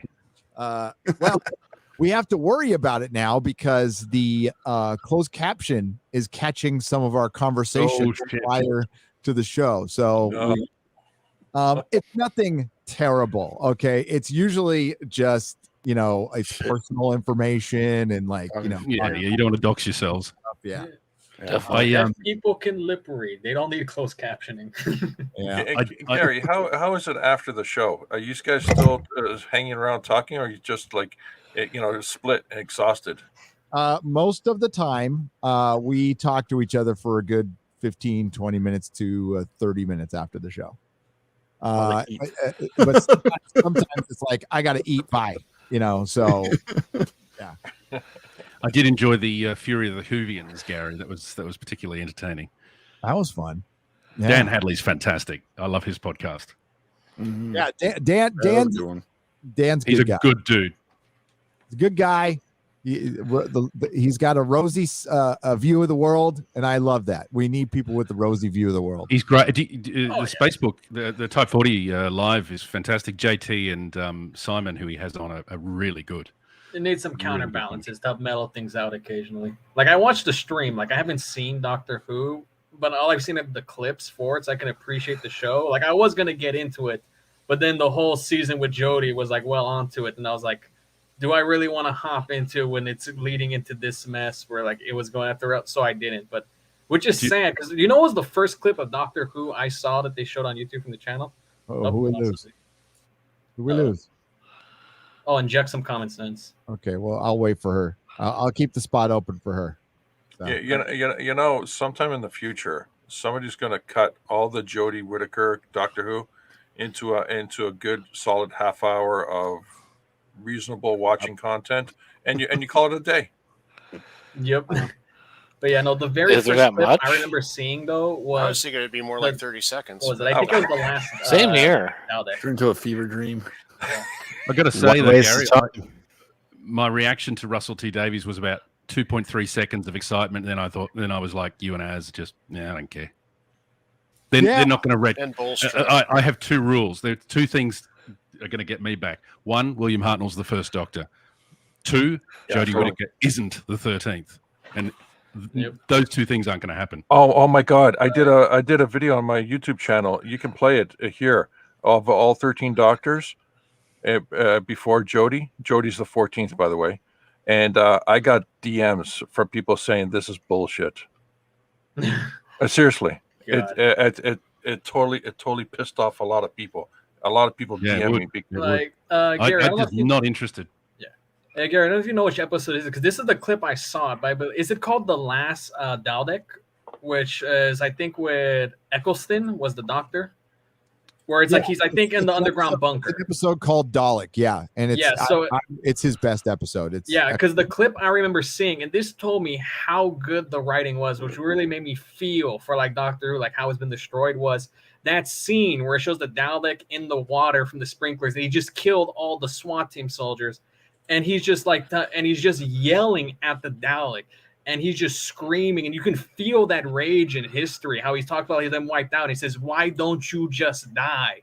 And that delivery alone tells you the history he had with his race. And then the Dalek responded with probably one the best response it could have when he said, "You would have made a good Dalek." And I was like, Dalek.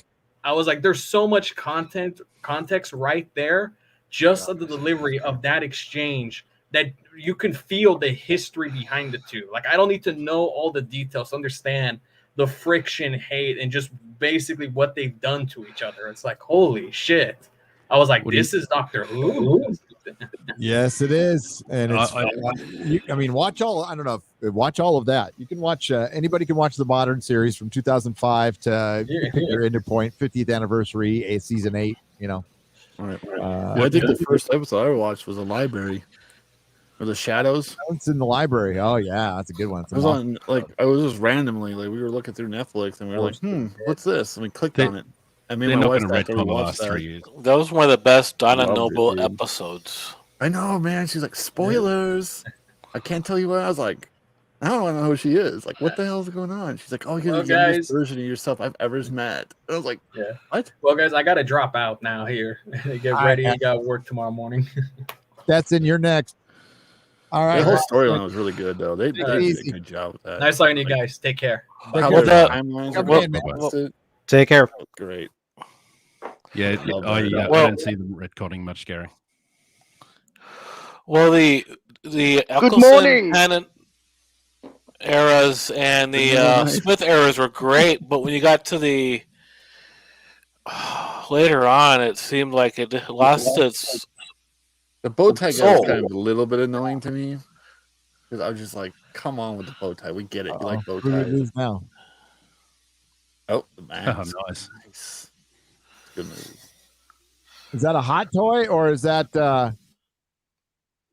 Stetson? Oh yes, it's a hot toy. Yes, you'll have to forgive me. I've just woken up. I was gonna do my laundry, but considering this is like therapy to me, I couldn't miss it. Yeah, likewise. This is Hello, therapy, Gary. chums. Hello. Yes, it's a hot toy. It's my first one. Oh wow, cool. And the detail on the face is just magnificent. Oh hell yeah! The Mask is a great movie. I love It's all about lighting, isn't it? If you get the right lighting, I mean, it's 3D, right? It's been crafted. Why not make the most of it? They're beautiful. They're absolutely beautiful. My next one's going to be it's a surprise. It's a surprise. Try to find the fourth Doctor. Good luck with that. That's oh yeah, it's going to be Jodie. Jodie's the next hot toy, right? It's spoiled. Yeah. More like a lukewarm toy. Well, the company If that's that, ice you cold. probably get that for about a U.S. nickel for the Jodie, you know. Made out of wood. No, you get when you purchase a hot toy, you get a Jodie Doctor. Oh god. Free, just so they can get rid of it. Right. Like here you go, and they all like turn their heads and stare at you like she's had an upgrade. I've tried watching her Doctor Who. I can't stand it. It just feels so alien. Yeah, exactly. And when it's like you're just pandering to people now. You're not really writing creative, in-depth stories that challenges these characters and challenges the audience. They're not pandering to many people because no one's watching. She's a white liberal woman dressed as a school teacher. She is humanity's worst enemy. Why would they make her the hero of the universe? People should watch the first one, The Unearthly Child. It holds up so well. It's so good. Doesn't it? Did you see the new TARDIS, Gary, they've released? What was that? Did you see the new character options TARDIS they've released? The new William Hartnell First Doctor TARDIS. Oh no! Character options. Hang on, let me get you a link. Is it scale? What size is it? It's the character, the normal character line for the 5-inch. So the 5-inch figure. So they so they finally retooled the roof so it looks more like the prop. Hang on, let me find it for you. I just began salivating. Guess what I get tomorrow? I just looked, and I've been waiting for this thing for 2 years. My third Doctor, Big Chief Third Doctor 1/6 scale. I'm going to hopefully be able to show it off on the real BBC. Nice. All right, so we were looking at. All right, here we go. You know what I like about Pertwee? He really embraced that role. He spent years being a character actor, a comedic actor, and he found this role, and it really gave him this confidence. And I just love it when an actor embraces a role as opposed to actors who, like Bruce Willis. Oh, Die Hard, I'm sick of that movie. Well, maybe you should like it a bit more. God, looking for Doctor Who stuff sucks now. It's like COVID. There it is. Oh yeah, dope. You see it? Yeah, I see it. See the roof? They've retooled the roof and the lamp. Oh, that's so cool. Yeah, and the St. John's ambulance sign is scratched off. Yeah. What size is it? It's got more of a battered look, and the font is correct in the sign. Sorry, that's really anal of me, isn't it? No. That's what I need. That's what I absolutely need. Is it 1/6 scale? No. It's 5-inch, whatever the scale of it is. If you can, well, you can't see, but I'm going to point to them anyway. But they're making so many TARDISes, Gary. This whole shelf is in the back is TARDIS. They're TARDISes. Nice. It's all TARDISes all the way down. Nice. Oh, there's the old Dennis Fisher. I'm glad he's with you. That's how much I don't care. I'm giving shit like that away. Oh, dude, your little note. He's standing on your note. So I kept your note. I keep everything. I kept the Post-it note. Yeah, I kept the Post-it note. You don't have to keep that, Gary. Yes. Oh, incidentally, the book. You know the book I sent you? Yeah. That is actually the first piece of Doctor Who merchandise ever produced. Wow. Just because I heard that the other day. I don't care. You can have it. It's an ex-library book. I don't care. But I thought, I have to tell Gary that it's actually the first piece of merchandise that was ever released. Yeah, that book. Yeah.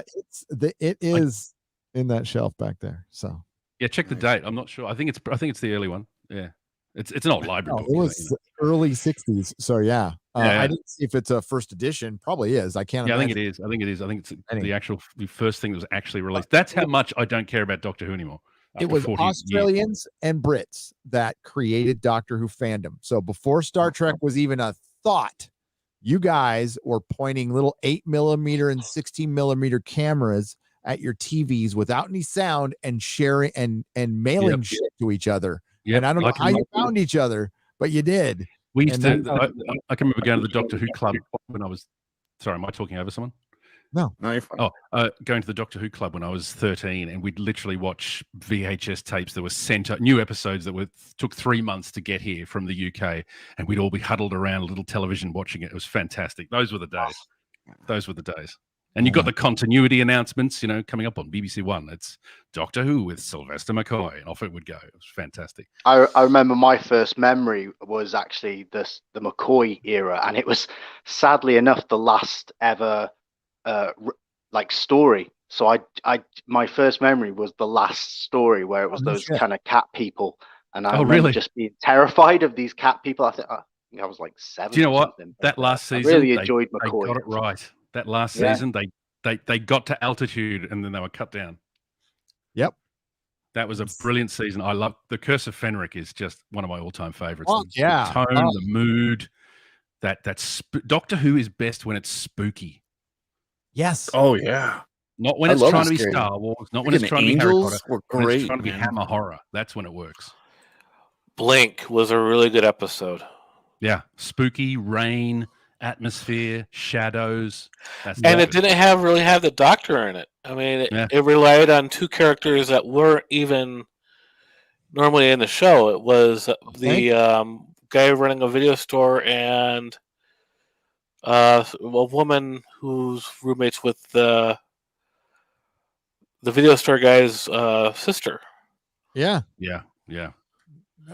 Some of the best modern episodes are the ones where the Doctor they had to film without the Doctor because they were part of a 2-part special. So you get like Turn Left and Blink. And those are fucking awesome episodes, man. Oh, Gary, yeah. I know you like good comic book art and good art. Yeah. I'm going to send you a link to something I bought. It's Doctor Who related, but it's an independent production, so the BBC doesn't get a thing. Oh, it's nice. a book called it's the Doctor Who art of Chris Achilleos, who did all the Target novelizations. Yeah. Grab it. It is a good book. It is an amazing book. I've sent you a link. It is fantastic. It's just the duck's nuts.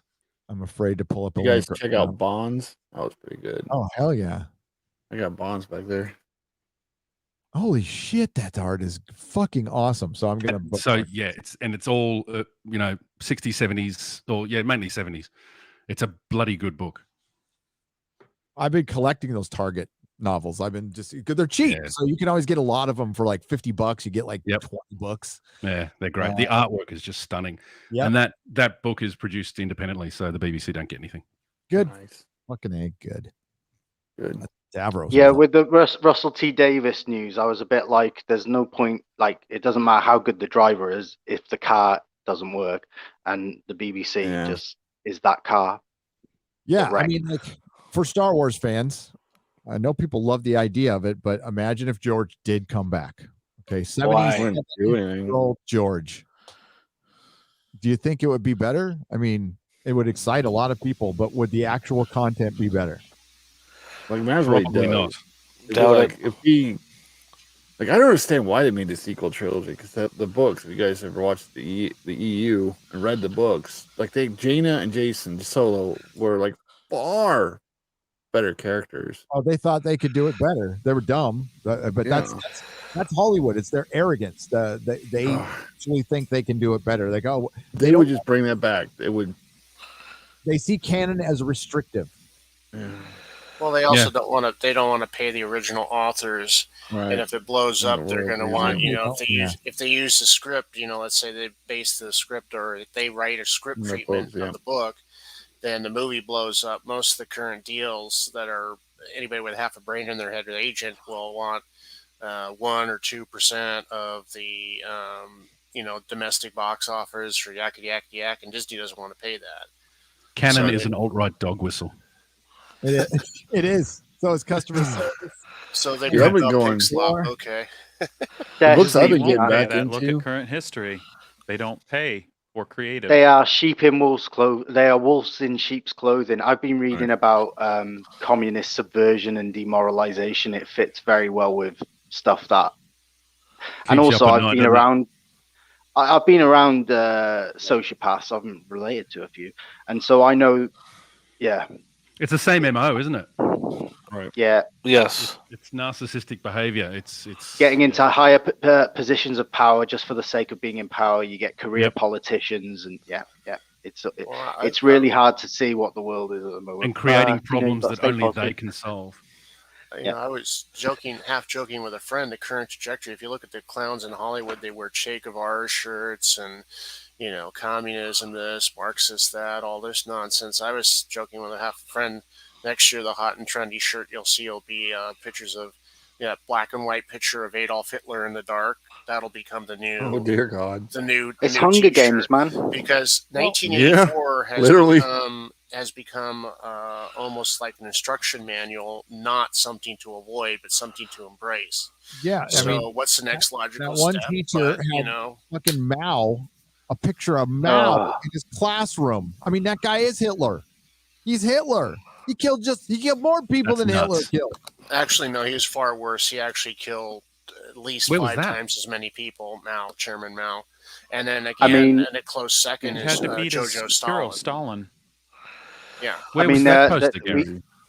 We just had like a Labour Party conference in Britain, who were basically very hard left, and they were basically saying there's not enough diversity reflected in people asking questions. So could we not have any white people ask questions? You're joking.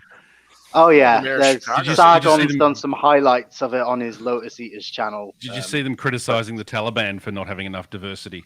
By the way, oh my God, I don't even start with the mayor of Chicago's already said that she won't accept interviews. I love Sargon's name. Lotus Eaters is such a perfect name for what's going on right now. If anybody knows what the land of the Lotus Eaters are, look into it. It's a little Greek mythology, and it really explains a lot. I used to call San Diego the land of the Lotus Eaters. Oh, God. Where I grew up. It's a very, very apathetic town. I'm in a boot camp. You know, I played this game, and the storyline was amazing because it was about how people, whether it be in a fantasy land or not, they repeat the same mistakes throughout history. And I don't want to spoil it too much, but it's called Enderall, and it's like a mod of Skyrim, but made by this German team, really well written. And it's kind of a bittersweet ending, but it's about how people make the same mistakes over and over again, and that there are creatures out there or beings out there that will recognize that and use it to their advantage. It's just such a good representation of what's going on now, and people think that we're all sheep, and we got to get out of that thinking. We really got out of it. They killed us with convenience. That's how they get you. You know, it's like you got your internet. Your power's on, everything's fine. You just gotta stay home now, and your money isn't gonna be worth as much. And that property you own, we're gonna eventually take it. But you'll be safe. You'll own nothing. You'll be happy.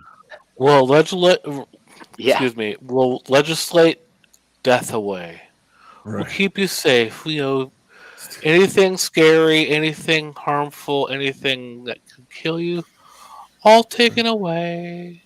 We'll be in Demolition Man world now. There's nothing to be worried about. We are everything. I did like what you said the other day. Demolition Man. I did like what you said the other day, Gary. People sacrificing freedom for their convenience, and I thought that's certainly what's happening in Melbourne. And Gary, as a former California resident, lived in San Marcos, California until I was 19. I'm glad your family and you are getting out of there. Hey, thanks. I'm about 3 miles away from San Marcos right now as we speak. So I can't wait to get out. The house is sold. It's gone. I think Congratulations, man. We're looking at Tasmania. So that would put you in Escondido, right? I am in Escondido. All right. So is it closed escrow yet, the house, or is it still in process, or where is your signed all the papers, and we're just waiting for the money. Excellent. Yeah, I think that happens tomorrow or the next day. Melissa's flying to Texas, I think tomorrow or the next day. And there's a house if she likes the neighborhood, we're going to nab it. So, and that's the way. Nab it quickly. What town? Still telling man, Missouri's not bad. When you We're not that leave far from California, Texas. take me with you. Yeah, take me with you too. Take me with you. Get me out of here. Yeah, we'll get some property. We'll do a compound for like all the Australian and Canadian refugees. Seriously, dude. Can we? Well, no, I was reading an article online that's saying one of the real worries is Australia is suffering a brain drain right now. A lot of the anybody who has the ability to leave the country is. Yeah, they are. Yeah. And it's not just it's the best and the brightest leave. It's almost like what happened to Canada after they closed down. Oh crap! I can't think of the name of the aircraft company. Not Avro, but Bombardier. No, not Bombardier. It was the one that the Arrow was building. If you're Canadian, anybody's Canadian.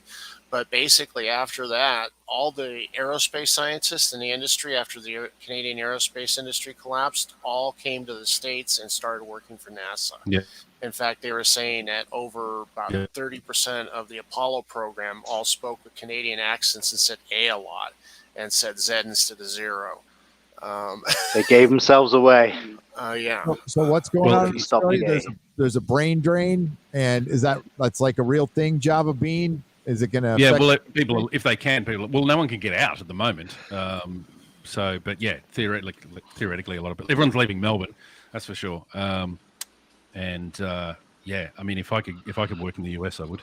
If you start a studio, Gary, and you need a media comms person, give me a call. All right, I'll send you my resume. Okay, sponsor me. We'll save some people. I have the reverse story to Java. My friend is like super ultra nationalistic Australian, and he lives in Virginia, and wants to go back to Australia. I'm like, what the fuck? You don't see what's going on? Yeah, well, as somebody said earlier, it's different parts of Australia. Like we're looking at Tasmania, cleanest air in the world. You know, and all our work's online at the moment, so we just want to get out. Are there any is there?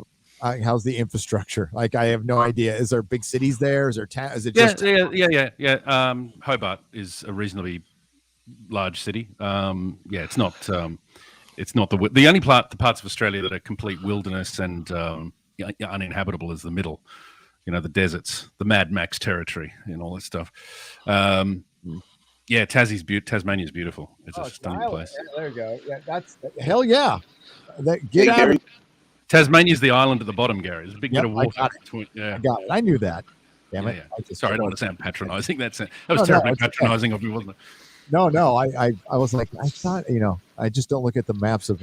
The last time I was looking at Australia I was like 3 a.m. on Google Earth, and I was looking at the northern part because there's looking for. I searched for meteor impacts for fun. Oh yeah, there's a few. Yeah. And I heard a yowie one day in Queensland, which is sort of north, and I swear it's a yowie hotspot, which is our Bigfoot, and I swear something heavy and big was paralleling me, and no it was way. Creepy, and I just was, and I've been listening to Sasquatch Chronicles, and all the accounts describe the same thing, and it freaked me out. Yeah, you may laugh, man. You may laugh. No, I'm not either. That. You can't. There's too many people who talk about it. That whatever it is, there's something.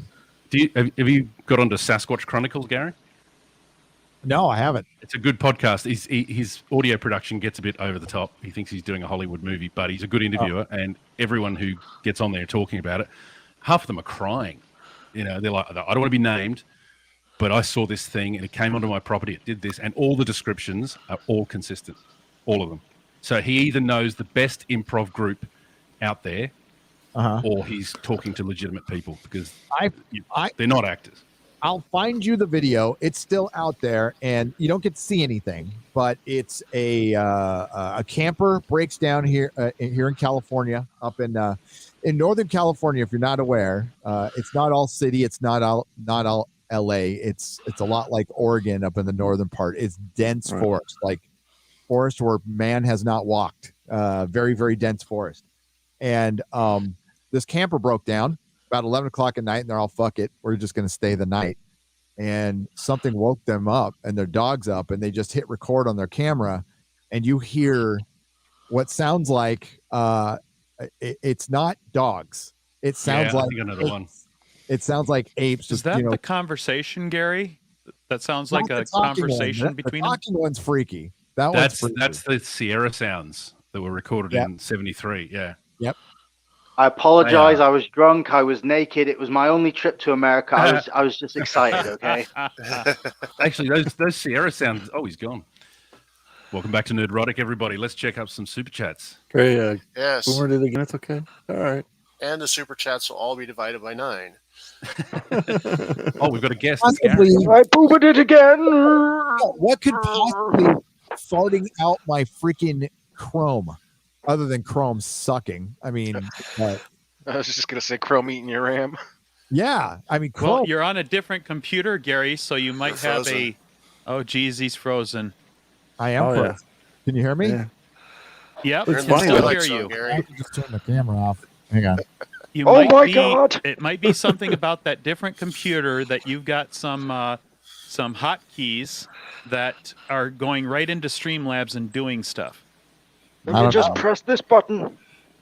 I don't know. Am I still frozen? Yep. Oh well. Yep.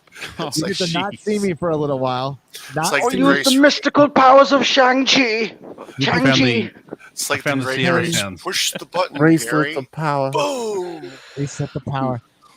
We got a couple more people. I've only got like 10 more minutes. So if we, there's a couple people waiting. Does anybody All want right, to? I'll get Yeah, out. I'll I'll just- get out. I get to Java bed people, anyway. it's great talking to you, man. You So, too, buddy. Yeah, I'm always watching, always rewatching when I can, and yeah, if I'm not that vocal on the super chats and things, I am watching. Okay. It's just we've had a few difficulties of late, but anyway, yeah, good talking to you Java, guys. best wishes for everything in Australia. Cheers, man. buddy. I got some Cheers, buddy. relatives Yes. there, so good luck. Thanks, man. cheers. Yeah, honestly, you guys collectively are therapy, so thank you. Or as You're General welcome. Hammond Thank would you, say, Java. Godspeed. Catch you later, Bye. guys. Bye-bye. Take care, Same. Java. Well, I'm actually trying to leave. Okay. Before I go, Gary, I just want to say I enjoy your content on your channel, and because of you, I've actually taken interest in Lord of the Rings. Oh, good. Ooh, How you Lord, liking it great. so far? Oh, I love it. I love it. Oh, that's good to hear. Hey, That's good to hear. by the way, Gary, you. I wanted to bring up, since that got us back around to Lord of the Rings, is that the 250 might be a really good price on that limited edition, because it's pretty much the same as when I picked it up myself, which was I tried to get it for 350 and someone sold that, or they made some kind of deal and I missed it, so I got it for 380. Seems like 350 is the bottom rate now, and people are still trying to sell that for $690 brand new, and one guy was trying to sell it for 900 used. They're bastards. People are just bastards. Like, especially if you look around, What they can get. 300 is on the high side, but if you're a Lord of the Rings fan, you kind of gotta own it. You gotta own it. It's freaking awesome. Did you guys see Trump's back on Facebook? He is. Yep. Oh, boy. Uh-oh. Have a good night, Yep. all. All right. Return of the King. Go Yeah, check get it off. out. Yeah, I just got a message. I had to try 3 different browsers to get this shit to work tonight. I am now using Brave. However, when I open Brave, it brings me to the travel channel. I don't know why. And that is what finally got it to work. And it says I'm a travel channel on StreamYard.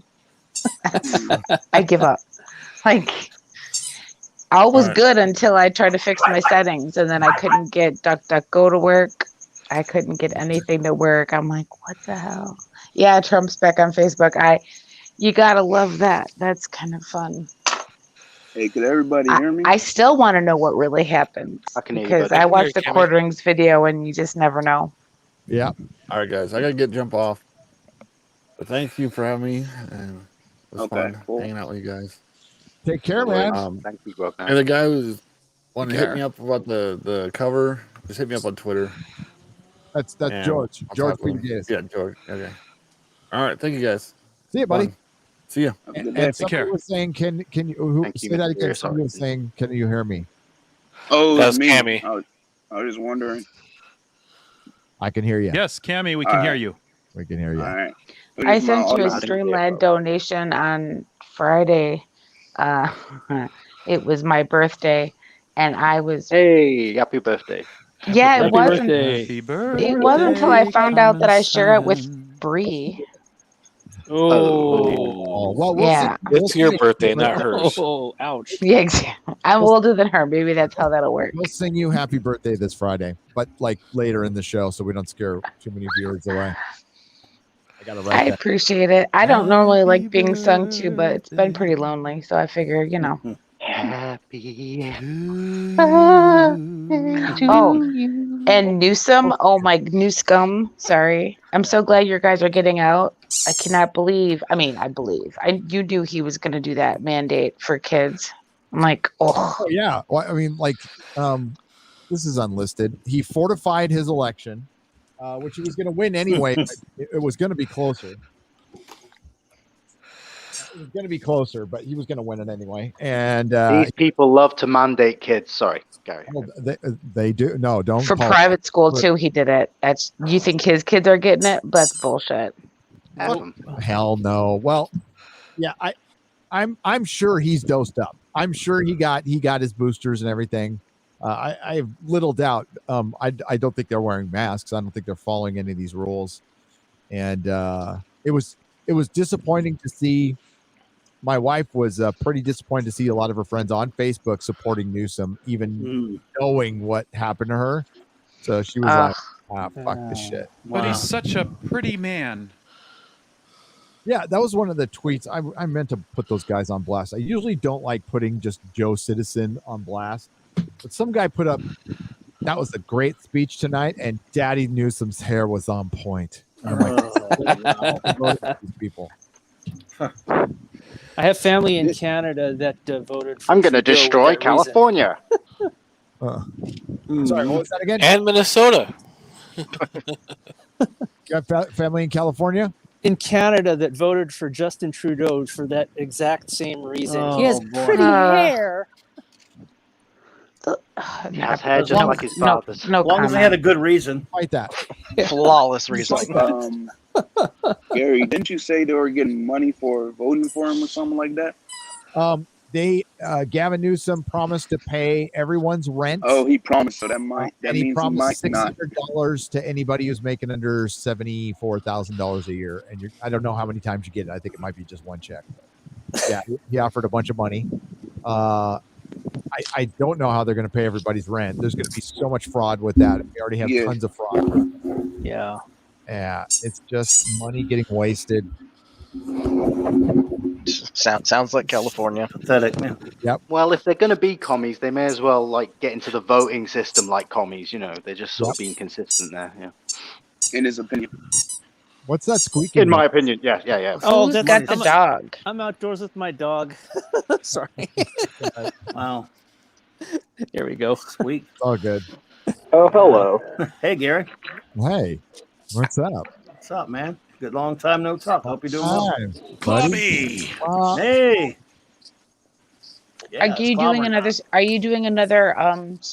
When do you go on Tim pool? On the 15th. On the 15th. Cool. Okay.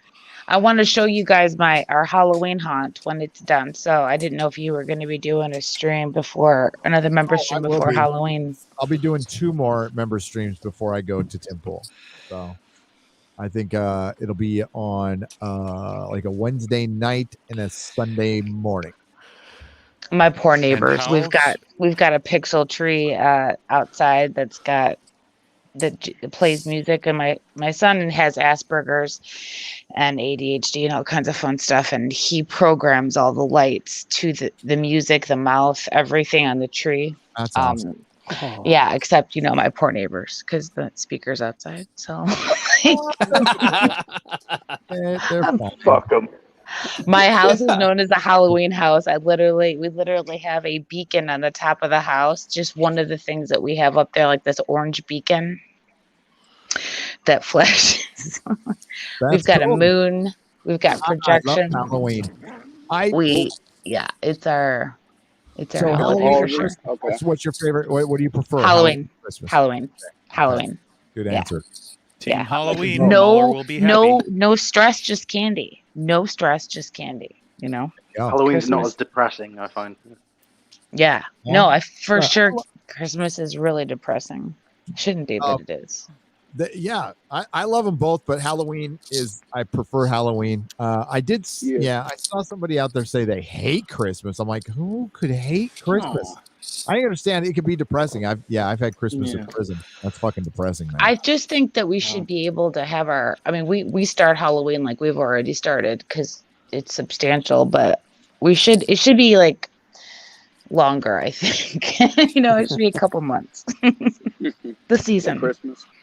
No, Christmas starts as soon as Halloween ends. Get it? Yeah, like the next day. It's The insane. stroke of midnight. I think my favorite thing with Christmas is I work at a grocery store and my bud's on night crew. I'm like, hey, when did Christmas music start? And they're like, at about 3 a.m. the day Black Friday. So like right after Thanksgiving, Christmas music. No, man, one year when we lived in Michigan, 12:01 November 1st in the morning, right after Halloween, that's when they started playing 24/7 Christmas music. I was like, oh hell no. The Philippines says hold my beer. Where They they don't start till actually September mix them 1st. in Michigan. What's that? I've had like 2 weeks of overlap before. Yes. Well, we used to have Devil's Night in Michigan. I think they call it Angels Night now, but we used to go down to downtown Detroit and go see The Crow on Devil's Night in State Theater. Oh my God, that was awesome. Yeah. Good times.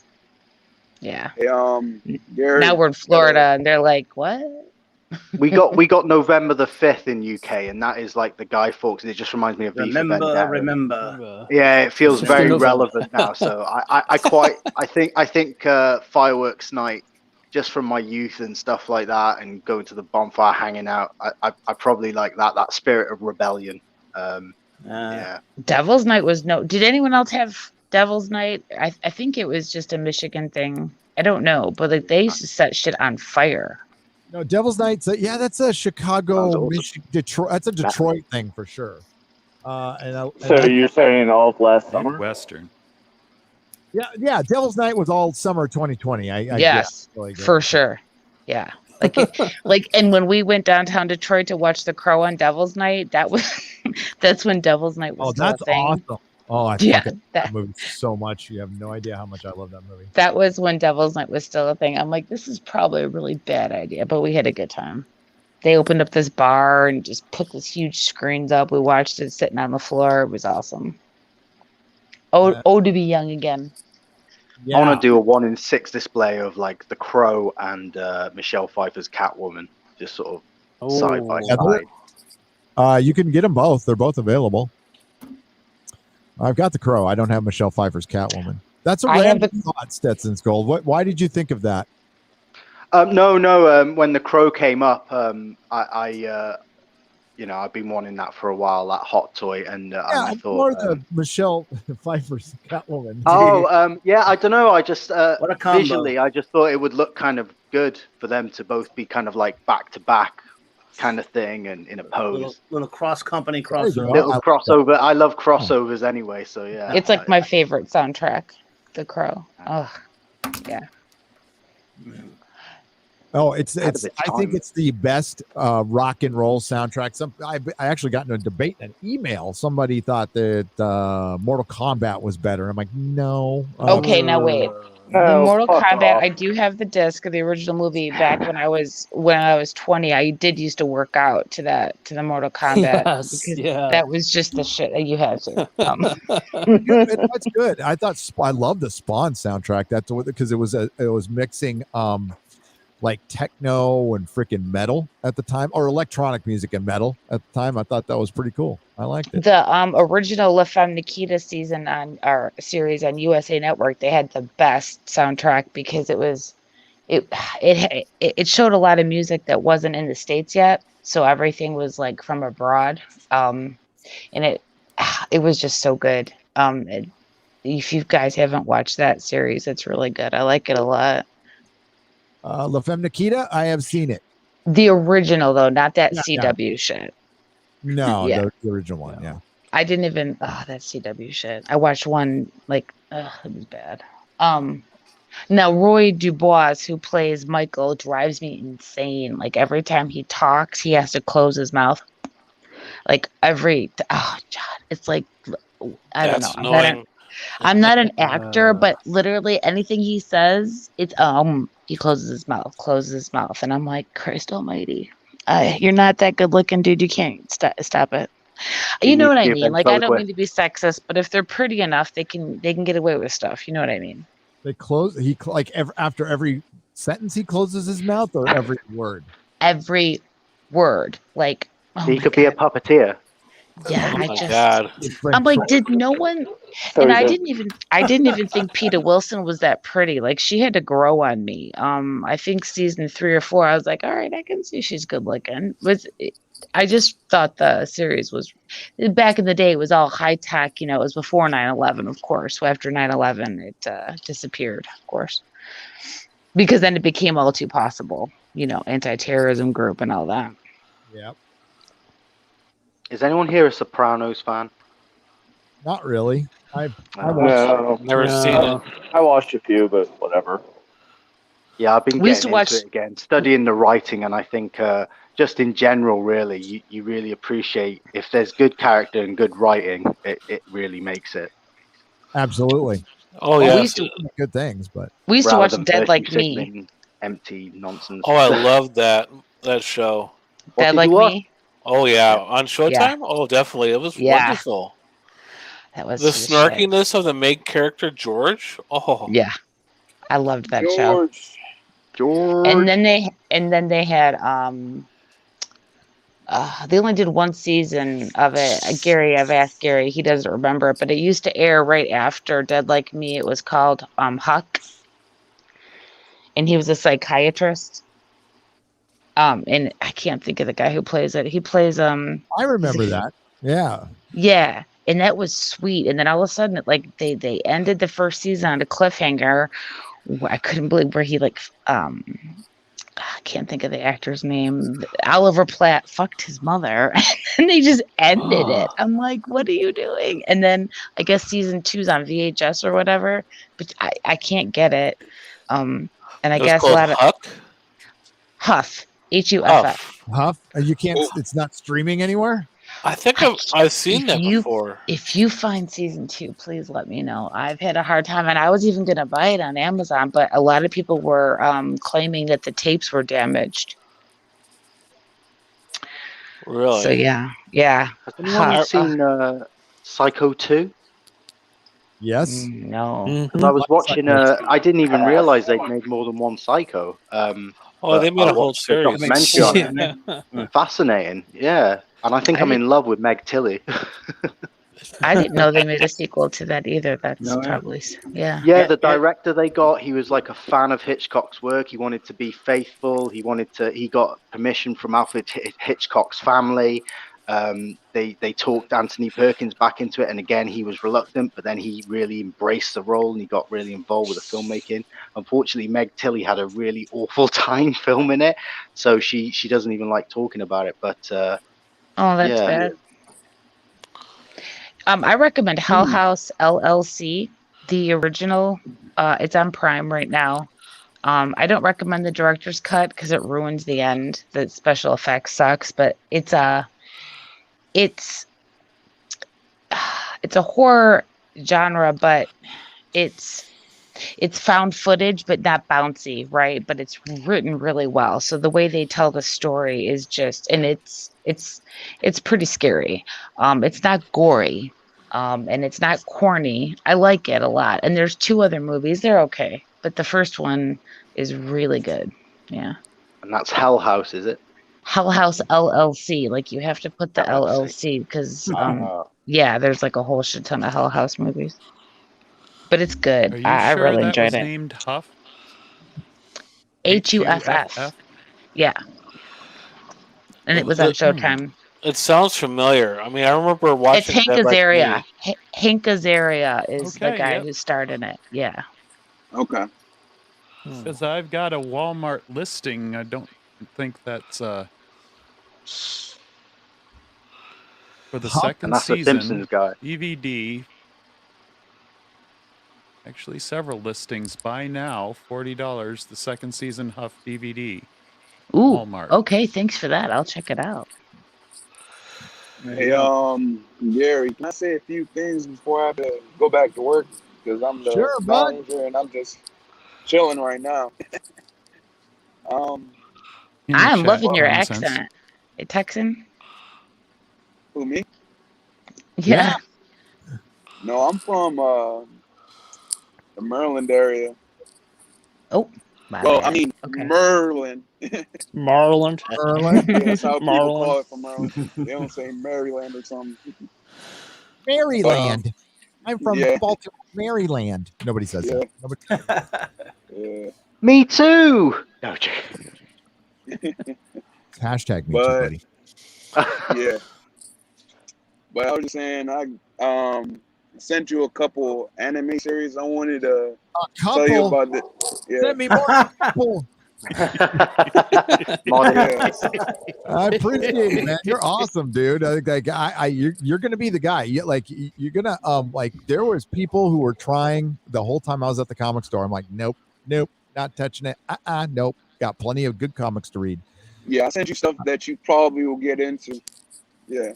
Oh yeah, and you're gonna make a lot of people come at me and say, "I told you so." You'll be legendary to like 5 people. Trust me. Yeah, this one thing two things I want to tell you about this one series, because people keep talking about this community as like Nazis or something. I was like, I never really knew about that type of stuff, probably until like 2018. But this series is about a dude that came from like the modern age, and he got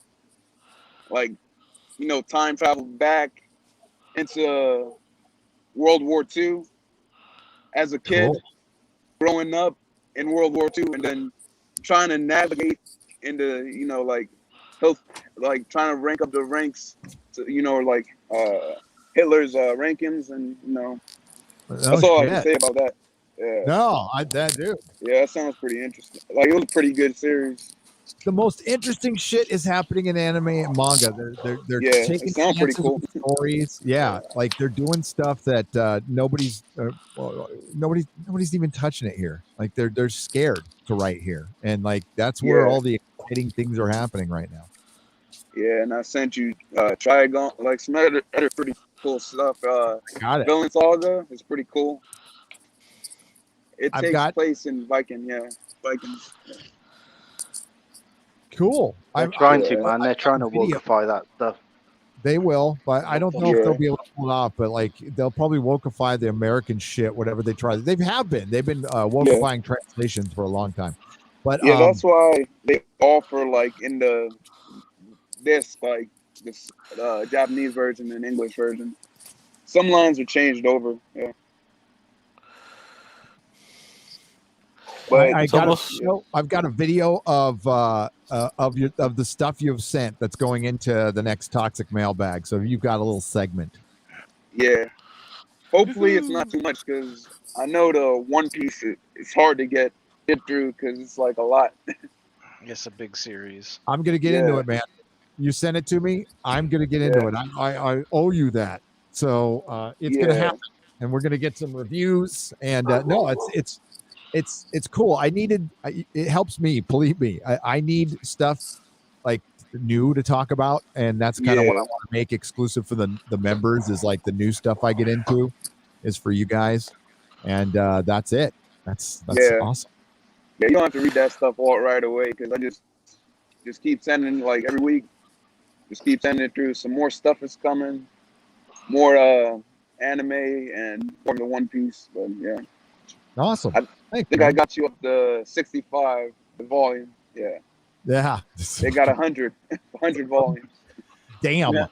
My son is obsessed with One Piece. He's a huge One Piece fanatic and always trying to get me to read the manga. He loves the manga the best. He does love the anime as well. So you got one of those too, huh? So, yes, sir. Yep. Clobber, my kid has been trying to get me to watch My Hero Academia forever. So like I told him, I'm like, I'm finally gonna watch it. He's like, I'm not there. I got you. Yeah, I got He's you. all over me to watch it all the time, man. You did. Yeah. And my son was stuck. But he's bummed. Like he's like, I wanted to watch it with you. I'm like, yeah, man. We'll just get on the phone and we'll watch it together. Will you be bringing the whole family to Florida to get together, Gary? Oh yeah. Oh yeah. Okay. I mean, I just thought I got 2 kiddos, 3 actually, around your kiddos' age, and they're kind of all on the same wavelength. So I thought, you know what I mean. Like, we will make it. We will probably do like a family-friendly one, and we lost Gary. Perfect timing. Yep. What was that first anime series you were talking about? What was the name of that one? Who, me? Yeah, you. Yes. every 20 minutes it happens. Was it are you talking about the one with the Nazi happened again. Yeah. Hold on, I got you. Let me boot up my Amazon real quick. all right, while he's looking, what did you finish, Gary? Oh, we're going to do a family-friendly one and a not-so-family-friendly one. And Jeremy and I are talking about doing like a meetup to end all meetups. It'll be something very special. Keep us posted because I want to come. I missed Las Vegas. I'll tell you, the hotels in Orlando have gone sky freaking high since the pandemic. Oh, we boy. used to be able to get like a 2-bedroom condo for like $85 a night if you played your cards right and it wasn't peak time, and now they want like $180. I'm like, bite me. So that's a hotel room in California. I know, but yeah, God, Orlando, you can usually get a really nice room as long as you know where you're looking. And isn't it expensive out there? No, I mean it can be. Like we like to stay. I don't stay at like Disney or Universal because it's ridiculously expensive. But we'll stay at like we got a whole. We smoke, and so I like to be able to go outside and have a cigarette without them, treating us like we're toddlers. So we stay at Diamond Resorts because they have balconies outside that are screened in that they allow you to go outside. I don't smoke at my house either. Why would I smoke in a hotel room? You know what I mean? So it's nice for us to be able to. I got 3 kids on the spectrum with multiple medical bullshit. Like I am up till 4 a.m. It's 3 now, with my coffee usually not chain smoking, but keeping my sanity. So there's no way I'm staying in a room with like 2 beds, right? Like I would kill somebody. So we get like 2 bedrooms, another room, we spread out because otherwise it's not vacation. You know what I mean? I love my kids, just not that much. I think Cash was time. Mama needs time. I'm there's not Cash. good. He's smoking for you. If I don't have my coffee and my cigarette, I'm not a happy. Look, man, I don't do drugs. I'm addicted to cigarettes for sure. I can quit. I have. But then I start drinking because I can't sleep at night and I'm real anxious. And so with the amount of alcoholism that's in my family on all sides, I figured that's really not a good idea. So I pick your battles, right? So I'm like, well, I roll my own cigarettes and I drink coffee. It's the extent of it. Yeah. Just figure it's probably safer than me. I drank as a kid, but I had like a cutoff age where I knew, I set a time, like I'm drinking, I'm partying. So I was like from 17 to like 22. And then I just stopped because I knew like both grandparents, my dad, both grandfathers, cirrhosis of the liver, alcoholism. I'm like, yeah, this is going to be short lived and I got to stick to it. And I'm 46 now. Oh God, 47. So can't be doing that. Can't be screwing around at that age. No, I have not. Yeah, I can't either. That's same, man. Yeah, I partied a bit too hard and burnt myself out early on in age, and in this last year, I've just been smoking a lot of Gigan. I've had to quit, to save up for my PC. But I realized I was only doing that so I could just block things out. But now I got to be real. What with my channel and health and stuff. So in the world, well, I roll my own, so it literally costs me $20 for a bag of pipe tobacco, and then I have a box of tubes with filters, and they're $4. So I usually go through a few boxes of those and a bag of tobacco a month. So literally, it probably costs me like $35-$40 a month only. I got so good at rolling cigarettes in prison that. Well, I got a machine. I have a like machine. A lifeline, yeah. I started with the machine, but then I graduated to just one hand. So. Whoa. All I did was smoke and read books. What were you doing with the other hand? Well, I don't. Yeah, I don't. Really want to know that? I've been rolling cigarettes with the machine since 2005 when prices went up. I was like, yeah, I ain't paying $10 a pack of cigarettes. That's not happening. Yeah, it's $11 over here. Yeesh. $11.75. Yeah, And in New York in is $15. Yeah, in San Francisco it's $15 now. I heard. So yeah. Wow. Yeah, it's about 8 here in Kansas. Yeah, I never got. I haven't bought a into the pack of smoking cigarettes thing. for years. I mean, growing up, it was Cigars? like we could Cigars, smoke basics for like 99 cents a pack, and that was, now those would kill me. So I smoked a cigar in Vegas. That was good. Yeah. Yeah. What brand? I don't know. Somebody got it for me. Quarter Black got some cigars for the room. We did a little Friday night's after party at the villa that George got us this like nice villa. And we stayed. George was staying in there with it. We were with him, but there's like bedrooms in it. So we had a little after party there, and that's where we sat on the balcony and talked to metal with like Nick Weiser, and I smoked a cigar. If I come to Florida for the fan meetup, I'll bring a box too. I know of a few places and have an extensive knowledge of cigars. I get sample packs, but I also get the cheap ones, the daily smokers. Sometimes my hubby smokes the cigarette. So does my dad. Yeah. I see it in your. I think because my brother's supposed to have a kid in September and it's not popped out yet, but we are gonna have. I'm gonna make sure I get some cigars, some really nice big ones. We got a good tobacconist in the town center here. So. that makes a big difference. If you have somebody that knows their cigars, one of the lounges I go to knows. You don't know who's putting what in your stuff, because my uncle used to smoke gas, weed, whatever you don't want to call it, and he got some things in his stuff and messed him up mentally. Now he's on the spectrum, like super bad. You gotta be careful. Yeah. Well, they lace it with shit, and you got to be really careful of that. I got to bounce, folks, but it was nice chatting here. Real quick before I take off, Gary, while I was waiting backstage, I was thinking, the only way I only get into Doctor Who is, yes, if they erase whatever crap they did last year. But I was thinking the actor who played William Hartnell in that docudrama. David Bradley. Yes, David Bradley, have him step in and then maybe do a special with Patrick Troughton's kid, and then do another special with Sean Pertwee. If they did that, I'll consider coming back in. All over that. I think if there is a chance that they're going to go non-woke and change directions, this is it. You know what? I'm in a weird place. I don't want to dash people's hopes. But I mean, I think we're asking a little too much to hope that they're going way too much. It's the BBC. This stuff got in here in 2016. Wouldn't it take 10 more years? Because 2010 was pretty good. Took 6 years, and 10 more years maybe. It will go away. These guys want to screw over old people over 75s. They don't care. And I'm hearing tonally from Hollywood that sorry for repeating this, but all the stuff we're watching now was made 2 years ago. Yeah. So that took 2 years to make. So TV shows are going to change first. One thing I heard from my my old friend who I spoke with today, who works for Marvel and Disney, and has worked in the industry allegedly for 10 years.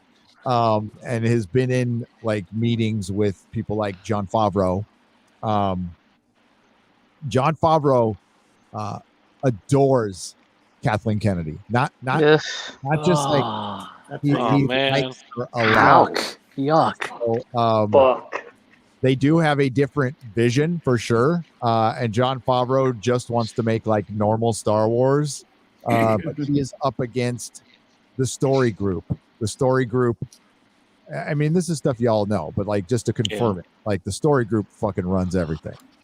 So that is Kathleen Kennedy's mouthpiece. That is people like Pablo Hidalgo.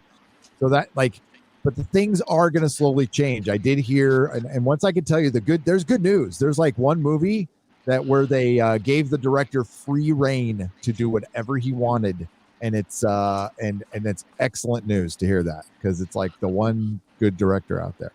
Nice. And my friend has seen the movie and he says it's crazy. Michael Bay? No. I would think a Michael Bay fucking movie right now. I love Michael Bay. Dude, I seen Bumblebee not too long ago. I know I'm a chick, but I really liked that movie. Now, maybe it's because all movies suck, but I thought it was good. It wasn't I haven't seen it yet. No, it got praise. It got praise.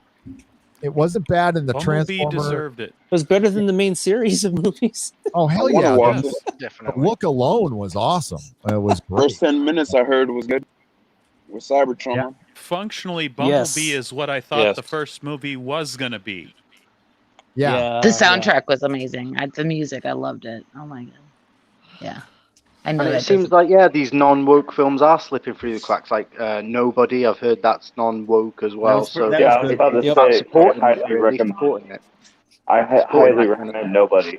That's a great Right. flick. Nobody. I can't remember. I keep forgetting the name of Bob the movie. Odenkirk. Yes, was going to watch on Hulu the video game one, something Boss. Oh, Free Guy, I saw that. Free Guy. Yeah. It's It not had Okay, a if you couple guys- of references, Yeah. but it was done tongue in cheek. It was. I It saw was an okay film. I saw Hobbs and Shaw and loved it. Am I bad? No. No, like what you like. No, saw I the mean, Pretty cool Yellow Flash when I saw it. Venom 2. I thought the writing was good in that as far as Shaw's character development, right? Like, I would go back and see another Fast Furious movie if they were in it, but for whatever reason, they don't. Him and The Rock don't, Vin I Diesel. guess, Jason get along with Statham's always Vin entertaining. Diesel. Yeah. Yeah, Jason Statham's always good value. He's an entertaining I guy. was like, no, I like this guy. Now that I have his backstory, now that I understand, I'm like, now I'm rooting for this guy. And it's like, I haven't seen Fast 9 or whatever the last one is, so I don't know, but I don't think they're in it. I haven't seen one since It's all about family. Tokyo Drift. That's the only one I've seen. Well, Han's alive, right? That's all You I haven't know. seen one Han's alive. since Tokyo Drift. Yeah, that's the only one I saw. Yeah, Consider yourself And I like blessed. that one. Well, hey folks, Maybe my the first battery's one dying. predicted. I'm gonna bow out. If All right, anybody wants to man. step And- in, good night. Stay safe. Will do. Tweaky Kid. Beady, beady, beady. We're gonna wrap it up. Yeah. Thanks for coming on, Tweaky Kid. See you, Yeah, man. it's past midnight, so I got to get some sleep before I go live. Yeah, I'm gonna have to go live with my laptop tomorrow. Oh, okay, gotcha. Well, Gary, I saw what you tweeted earlier about how it still makes you sick to see that LA over the Chargers, man. I feel you on that one. If I hadn't had to swear off football last year after 50 years of being a freak for it, I'd feel the same way about what had happened to my team. So Yeah, that's horrible, man. It's weird not caring about the NFL anymore for me. Yeah, it is. But, I mean, I watched feels like weird. half the game. And it was a good game. The Herbert, the Chargers quarterback, looks He's fucking pretty good. awesome. Yeah. He's good. But I was like, I just kept seeing Los Angeles. I'm like, fuck that. Fuck this Yeah. fucking shit. It's, I you mean, know what? You don't even have to be a fan of that team to be disgusted by that, because you just get used to the NFL in general, and you go, look, I don't. Even if you don't like the Raiders, for example, them being in Las Vegas, it's just weird. Chargers, yeah, the first year of the existence of the Chargers, they were the LA Chargers, but they were San Diego ever since then. That's pretty terrible, dude. What's weird is to be able to look at that now and not care anymore. Yeah, I can watch a game and not feel it now. You got your Sundays free now. And I loved my Sundays, man. I wanted them. I love that time of year. What I said when I gave up football is like, I'm just going to double up on comic books, because comic books, if I pick the right ones, they don't lose. So Yeah, The old one, Gary. the industry does, but in my case, the old ones. Yeah, the old ones. About Yeah. the Vegas thing, that was more on the city of Oakland not wanting to make a deal Yeah. with. still doesn't feel right. Didn't feel Bulk like cut. it didn't feel right when they were the Los Angeles Raiders either. I mean, just- Yeah. Oakland is never going to. They can't build a stadium. They've got no money in that town. They just don't. I gave It's not a good. It's kind of a wasteland. Man, they lost all their teams. They're going to lose the A's eventually. What the Warriors went to San Francisco, Raiders went to Vegas. And the A's will leave. Yeah, it's go not, somewhere. With football topic, I haven't been really like every time football comes up, I have to stay quiet because I haven't liked any football team since 2012 with the Redskins because they kept losing, and now with the name change, I'm like I'm not going back to that. The football team. You mean Washington? The Washington football team. No that kind of Washington. The Washington Thinskins. They should just go one worse and just call themselves the retards. It's bad. Just change it to potatoes. It'd be good to go. Redskin potatoes. There you go. Just change the image. Just watch old NFL films with Eric Coryell and Dan Fouts and all that stuff, and make you know that, dude. Who knew the NBA would be, or at least some of the NBA players would be the voice of reason? Like Eric July said on his videos, like the players are very well spoken and against being mandated to do something they don't want to do, even though I'm not a doctor. Getting the head that much. Did LeBron? Yeah. But I thought they spoke really well, and I thought they speak better than hockey players, shit. And they were like, but I thought they did a good job, and they were like, the idea that I can't talk about this is a problem. Yeah. And I really liked that one guy who was like talking to the reporters. He's like, you've all been jabbed. You can get sick, right? You can pass it to me, right? And I was like, oh, common sense. Oh my God, no. Yeah. I'm hoping. I just wanted to say before I go, everybody stay. I hate saying stay safe. We've had some people it's hitting closer to home. If you guys get sick, try to stay out of the hospital if you can. Go get your antibodies. In my opinion, I would leave it with that. Inject some common sense. Yeah.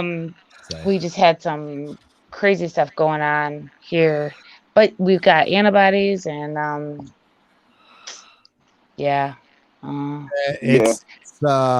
hopefully we can celebrate Christmas. Maybe we're celebrating fucking Christmas. Just to add something to that. Oh, sorry. Go on, man. I was just saying, just to add something to that. I heard I'm not a doctor, but I heard NAC's pretty good. That's what what's his name? Ricada was taking. And it's been helping them out. NAC, NAC, if you get it. Oh, yeah. I've got that in the cupboard, actually. Yeah. Yep. That's a supplement. It's a vitamin, mineral. Shit. Very good. And get it over with and get my that's over the counter. But I need to be around people, which like the meetup was pretty much the first time I was around a large group of people. Otherwise, I'm at the gym or I'm home. But hopefully I'll be able to talk about it with Tim because he can get away with it. He said something that was very controversial and some people were debating.